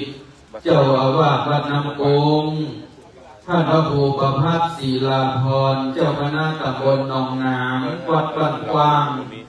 ท่านพระครูบรรพตพัฒนาโกศลเจ้าคณะตำบลหนองจี้เขต1เจ้าอาวาสวัดดอยกุศลท่านพระครูวิสุทธิธรรมโคสิทธิ์เจ้าคณะตำบลหนองจี้เขต2เจ้าอาวาสวัดปงชัยท่านพระครูปริยัติรัตนวิมลเจ้าคณะตำบลอุโมงค์เขต1เจ้าอาวาสวัดก่อม่วงท่านพระครูสุวัชชัยสถิตเจ้าคณะตำบลอุโมงค์เขต2วัดชัยสถานยางไกลเกิงท่านพระอธิการสว่างอาภัสโลเจ้าอาวาสวัดสันลิมปิงท่านพระครูวินัยทรเมธาสิทธิ์สิริวัฒนเมธีรองเจ้าคณะตำบลป่าสักเขต1วัดน้ำปุท่านพระครูบรรพตพัฒนกิจเจ้าคณะตำบลป่าสักเขต2วัดดอยตีท่านพระครูบรรพตธรรมภาวรรองเจ้าคณะตำบลศรีบัวบานวัดดอยกาพระอธิการคณะภูมิคณะภูมิปัญโยประธานหน่วยอบรมประชาชนประจำตำบลมะเขือแจ้เขต1วัดปูเลย ท่านพระครูปิยะศิลานุรักษ์เจ้าคณะตำบลมะเขือเจ้เขตสองเจ้าวาดวัดสันพยอมท่านพระครูวรปัญญาพลเจ้าคณะตำบลมะเขือเจ้เขตสามวัดสันปะเหียงขอกราบอาราธนา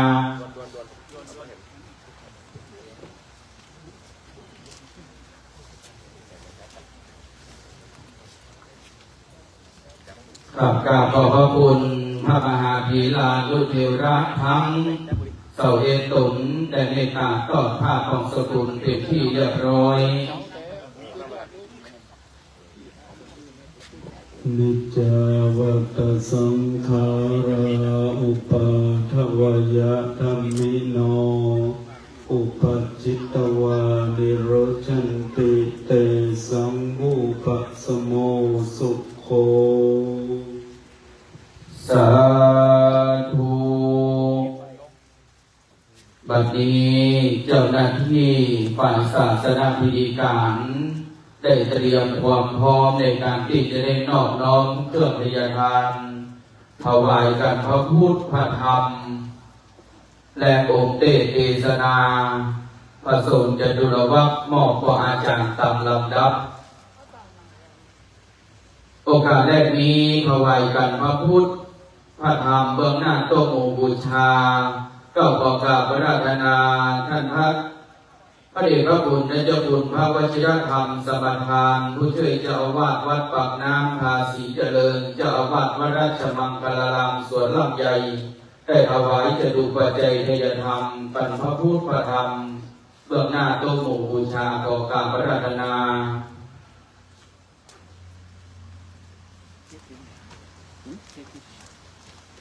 ถวายกันเทศนาธรรม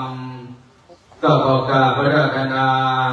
หลวงพ่อธรรมครูไพศาลธรรมานุสิทธิ์เจ้าคณะอำเภอเมืองลำพูนเจ้าอาวาสวัดประตูปาน้องประเคนถวายเครื่องทายธรรมบูชากันเทศขอกราบอาราธนา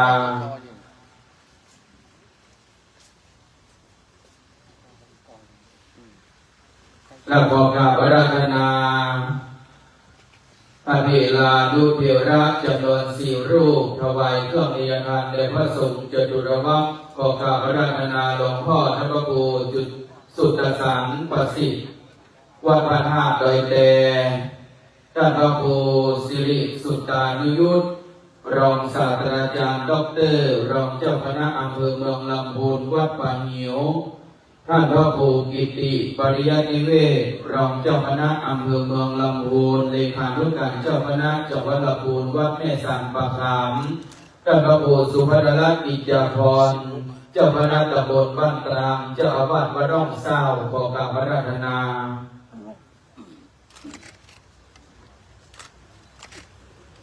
มอบปฏิกระแด่มรรคนายกขอเรียนเชิญท่านสจ.นนทนาสุริยจักรสมาชิกสภาองค์การบริหารส่วนจังหวัดลำพูนเขต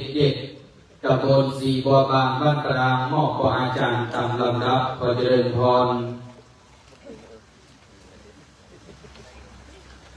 โอกาสนี้ก่อนที่พระเจ้าประสงค์จะได้อนุโมทนาปัดกรคณะสงฆ์อำเภอเมืองลำพูนได้รวบรวมปัจจัยในการร่วมบำเพ็ญกองพระกุศลอินตาหาพระอธิการบุญทรงสุวรรณจิตโตอดีตเจ้าอาวาสวัดเสาหินจำนวนเงินตึงโมดได้อยู่ 87,000 บาทได้ร่วมเป็นเจ้าภาพบำเพ็ญกุศลในค่ำคืนสุดท้าย 11,000 บาทคงเหลือเงินถวายร่วมบำเพ็ญกุศลเลิกสร้างทรงสการเป็นจำนวนเงินอยู่ 76,000 บาทโอกาสนี้ขอกราบอาราธนาพระมหาดร.เอกพลชุตินโลพร้อมโดยวิยาวัจกรได้เข้ารับการถวายปัจจัยพร้อมผ้าไตรปัจจัยนิมนต์หลวงพ่อธรรมครูไพศาลธรรมานุสิทธิ์นะครับในส่วนของผ้าไตรร่วมบำเพ็ญนิมนต์รับที่ท่านพระครูสิริสุตตานุยุตรองศาสตราจารย์ด็อกเตอร์รองเจ้าคณะอำเภอเมืองลำพูนตามลำดับนะครับ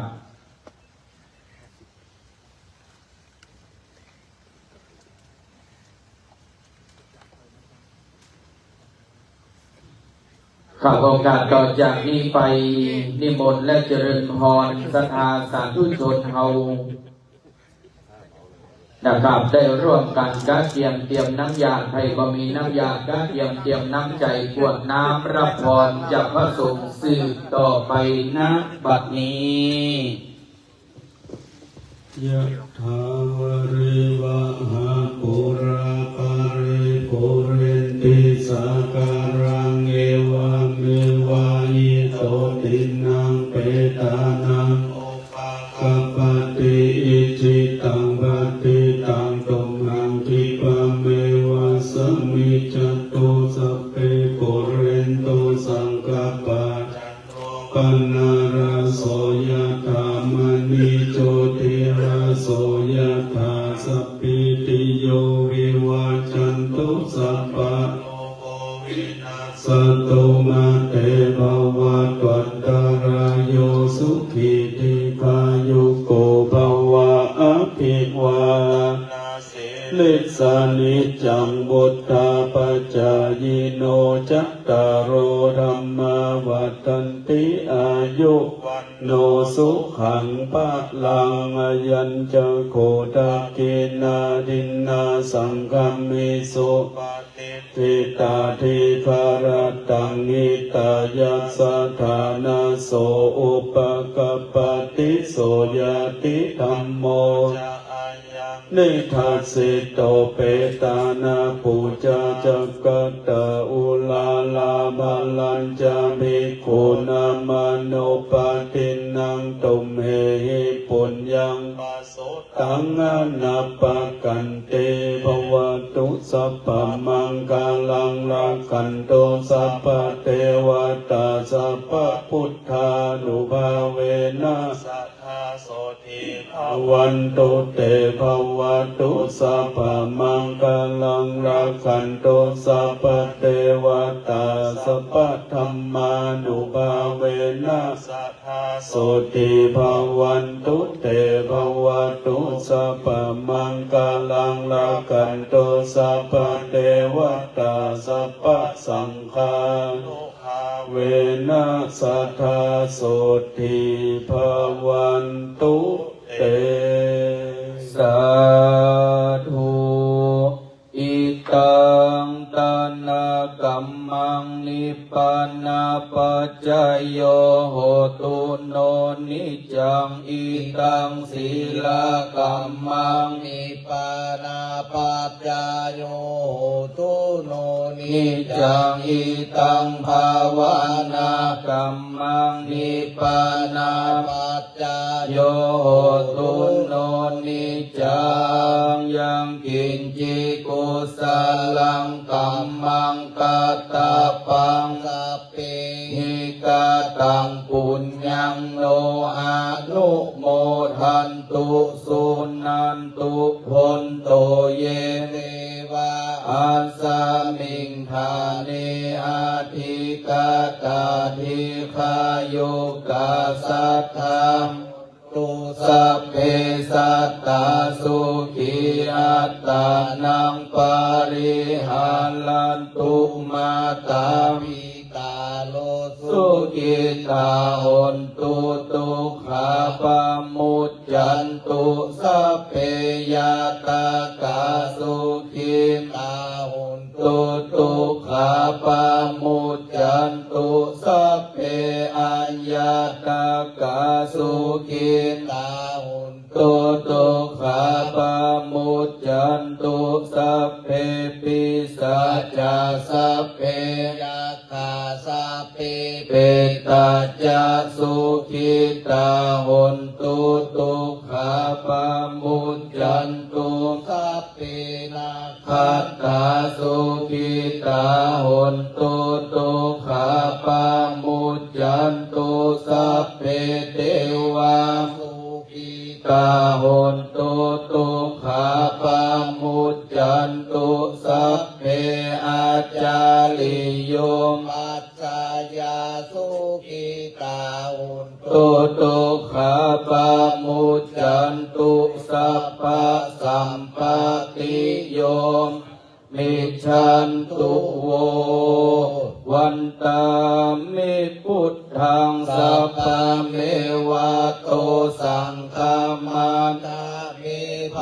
เทวันตามิธัมมังสัพพะเมวะโตสังฆามัตถามิพันเทวันตามิสังฆังสัพพะเมวะโตสังฆามัตถามิพันเทวันตามิคารุปัชฌายาจาริเยสัพพะเมวะโตสังฆามัตถามิพันเตวันตามิกัมมัฏฐานังสัพพะเมวะโตสังฆามัฏฐามิพันเตวันตามิอารามิภัทธสีมังสัพพะเมวะโตสังฆามัฏฐามิพันเตวันตามิเจติยังสัพพะทานิเตทิตาสาลิลาธาตุโยมหาปุติงสักการังพุทธาลูปังสัทธานาคาโลเกเทวะโลเกพระมะโลเกสัมพุทิเปลังกาทิเปสาลิลาธาตุโยเกสัทธาตุโยลาหันตาธาตุโยเจติยังกันตากุติงจตุราสิติสาหาเสธรรมพันเทมเปสัมปาทาเจติยัญจาอาหังวันตามิสัพพะโสวันตาพระมหาเถระผู้ทรงได้อายุพรรษาวันตามิพันเทสัพพังอปาราทังคามัตถามิพันเทมยากาตังปุญญังสามินาอานุโมทิตาปัสสามินากาตังปุญญังไมหังตาตาปังสาธุสาธุอนุโมทามิอภิวาทนาสีริสนิจังพุทธาปัจจายโนจัตตาโลธรรมาวัฏันติอายุวันโนสุขังปะลังสาธุ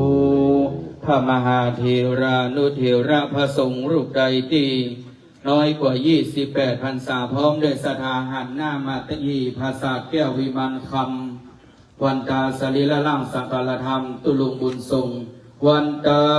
มิพันเตสัพพะมาปาราทังถ้าเมพันเตมยากาตังปุญญังสามินาอานุโมทิตาพังสามินากาตังปุญญังไมหังตาทัพังสาธุสาธุอนุโมทามิข้าในการบำเพ็ญกองพระกุศลเทศได้สวดพระอภิธรรมประจำค่ำคืนวันพุธซึ่งเป็นค่ำคืนสุดท้ายก็เป็นที่เรียบร้อยโอกาสนี้ขอกราบอาราธนาพระมหาเถรานุเถระอภิพระเดชพระคุณหลวงพ่อที่เจ้าคุณพระเทพรัตนนายกเจ้าคณะจังหวัดลำพูนเจ้าอาวาสวัดพระธาตุธริพุนชัยพร้อมด้วยพระสงฆ์สังฆะในเขตปกครองพระสงฆ์อำเภอเมืองลำพูนร่วมกันถ่ายรูปพระสงฆ์สามเณรเป็นเลิศทุกวัดนะครับนิมนต์พร้อมกันที่ด้านหน้าภาษาแก้ววิมานคำนกอัศดิริงคณะแห่ขึ้นแห่เด้อปากคำคืนนี้บรรดาคณะเจ้าภาพท่านในสภาใดที่จะร่วมมาถ่ายรูปบันทึกภาพด้านหน้าภาษาแก้ววิมานคำที่งดงามซึ่งค่ำคืนนี้เป็นค่ำคืนสุดท้ายที่สถานจะเด่นป่าไม้มีปะปางพร้อมรอบด้านหน้าที่ตั้งสรีระล่ำสังฆารธรรมนะครับในโอกาสนี้นิมนต์ครูบาอาจารย์พระเถระนุเถระอภิหลวงพ่อเจ้าคณะจังหวัดลำพูนตรงกลางที่พระพี่รับรองศรัทธาที่จะเดินทางมาร่วม ในการบำเพ็ญกุศลประชุมเริ่มสร้างสมการจะมี2 วาระนะครับเนี่ยในช่วงประมาณสักเที่ยงคืน12 นาฬิกา 30 นาทีจะได้ประกอบพิธีบำเพ็ญกุศลนะครับโดยนิมนต์พระเจ้าประสงค์จำนวน127 รูปจะได้เมตตาสวดพุทธมนต์มัทธิกาถวายเครื่องทยทานหลังจากนั้นจะทอดผ้าไตรกองตุบุญตามแต่ละชุดนะครับ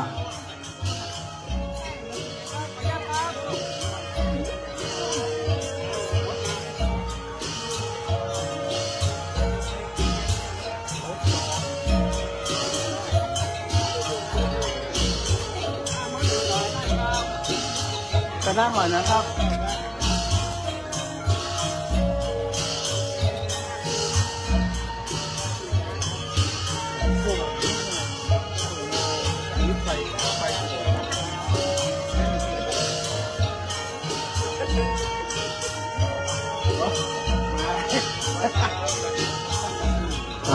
ขอบพระคุณพระมหาเถระโดเทระวันนี้ช่างภาพมีลายเลิ่มช่องจะทำได้วันที่30เพจเฟซบุ๊กเที่ยวกินนอนนิ้วทองคำน้องบอยวังมุยตลอดจนถึงคณะทีมงานของคณะสงฆ์อำเภอเมืองลำพูนที่เฟซบุ๊กคณะสงฆ์เอาชุดไหนคณะใดที่จะถ่ายรูปเป็นชุดนิมนต์นะครับนิมนต์คณะเจ้าหน้าที่ได้ช่วยกันเคลียร์เก้าอี้ด้านหน้าที่ตั้งภาษาแก้ววิมานคำกำเนิดแต่ค่ำคืนนี้กับขอบพระคุณพระมหาเถระโดยเถระเชิญความเคารพทุกรูปขอบคุณคณะสงฆ์อำเภอเมืองลำพูนขอบคุณพ่อแม่ศรัทธาญาติโยมสาธุชนจึงเชียงใหม่ลำปางแม่ห้องสอนวันนี้หลายท่านและที่เดินทางมาไกลที่สุดจากจังหวัดตราดวัดแหลมหินท่าอาจารย์มนัสอาภาทโลผู้ช่วยเจ้าอาวาสวัดแหลมหินจังหวัดตราดได้นำลวกจิ้มทะเลนะครับพร้อมด้วยทอดมันปลากรายและก็มีผัดหอยลายผัดหอยแมลงภู่วัตถุจะได้น้องเป็นท่านอาหารเองขอบคุณท่านพระประหลัดสุภกรปุญญกรรมโมท่านเจ้าอาวาสวัดศรีบัวบานก็จะได้มาออกโรงทานเป็นพลังแห่งการทานวันพรุ่งนี้ท่านอาจารย์จะมาตั้งบ่าย4 โมงนะครับเด้อในช่วงที่ก่อนศาลาบอกไฟวัดดีช่างไม้ศาลามากต้องศิลป์ตอนนี้โชเฟอร์ศรัทธาญาติโยมสาธุชนทุกเจ้าภาพโรงทานเปิดบริการเลยเนี่ยและหลังจากนั้นขอท่านกับคณะตัวแทนที่จะได้ซักซ้อมที่มีการมอบผ้าไตรและถือสัพพพลถวายตลปัดพัดลองนะครับก็เพื่อเตรียมความพร้อมคือไปในรูปแบบนะครับวันพรุ่งนี้ท่านอาจารย์กรีนทั่วกินแสงอาจารย์งานเบียร์จะได้มานำเรียนในส่วนของที่มีการจริงฉะนั้นในค่ำคืนนี้ระวังและก็มีการซักซ้อมเป็นสัก2-3 รอบแล้วหลังจากสถานรับประทานนะครับอาหารโรงทานที่เรียบร้อยกันก่อนเนาะเดี๋ยวรอสถานตามบ้านตามจองพระสงฆ์สมณีได้เดินทางปรับสักเล็กน้อยมันจะได้เข้าสู่การซักซ้อมพิธีการ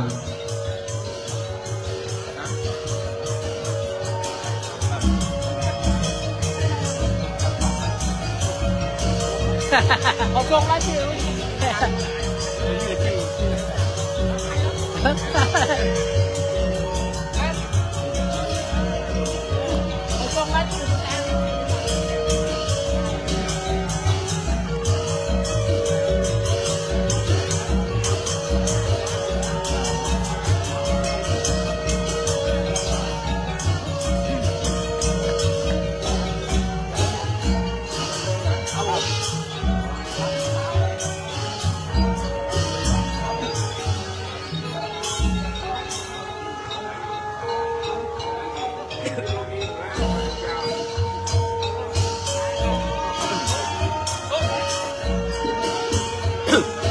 เด็ด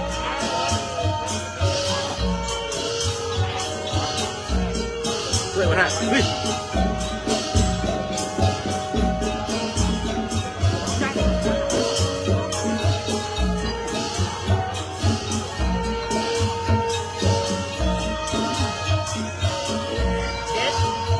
แล้ววันพรุ่งนี้ซึ่งจะมีพระเจ้าประสงค์ที่จะได้เดินทาง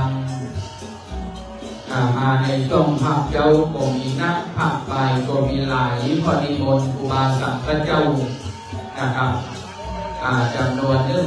127 รูปนะครับฉะนั้นก็ในช่วงที่เราจะได้ยัดพระทหารเพลตามที่ทางท่านพระมหาดร.เอกพลชุตินโรได้นำเรียนคือการประนามพูดยัดพระทหารเพลตัวคงที่จะเป็นในหอฉันนะครับห้องครัวหอฉันอันใหม่ฉะนั้นศรัทธาญาติโยมที่ได้ออกโรงทานบริเวณด้านเหนือกุฏิสงฆ์ครูบาเจ้าบุญทรงที่ศาลาปฏิบัติธรรม1 จุดและบริเวณทางด้านทิศตะวันออกเรียกรอบฝั่งลำน้ำแม่สายก็จะมีโรงทานตลอดทั้งวันตื่นภาคเช้าภาคบ่ายและภาคค่ำศรัทธาใครว่างช่วงไหนเวลาใดหรือสะดวกทุกช่วงก็อนุโมทนาเจริญพรเด้อมาร่วมกันตั้งโรงทานเที่ยงคืนนี้จะประกอบพิธีทางพระพุทธศาสนาอีกการมหาปังปล่อยล้อถวายแด่ที่พระวิญญาณของพระอธิการบนทรงโตพระนาจิโตเป็นวาระสุดท้ายก็หลังจากนั้นช่วงบ่าย 3-4 โมงลงไปนั้นเจ้าหน้าที่คณะแก้วก้าวดอกไม้สดคณะทีมงานก็จะได้เคลียร์ความไม่มีประปานจำลองออกจากมณฑลพิธีสลาบอกไฟทุกสารทิศที่ได้นำมาน้อมถวายทรงสักการจะได้เดินทางมาในที่ตั้งบอกไฟตอนนี้บางส่วนก็ขึ้นประดับประดายังทางกาภาษาแก้ววิมานธรรมและในภาคค่ำยามคืนนี้ศาลาก็จะได้เตรียมการงานในส่วนของการบอกไฟพอศรัทธาที่สู่เกาหลีพอได้ห้ามจากทางกาภาษาแก้ววิมานธรรมเดินไปที่เขาก็หลามนะครับอยู่เป็นผู้เป็นกินภาษาลำงามตุลุงบุญทรงเป็นวาระสุดท้ายก็ช่วยกันพอกันคอยนะครับยุดไหนยุดใดที่เอาจะได้ดูแลนะครับเพื่อในค่ำคืนนี้เรียบร้อยดีงามขอบคุณผู้ติดตามเพจเฟซบุ๊กในการบำเพ็ญกุศลเทศและสวดพระพิธรรมผ่านนิ้วทองคำเทศแคสเตอร์เป็นที่เรียบร้อยขออนุโมทนาเด้อ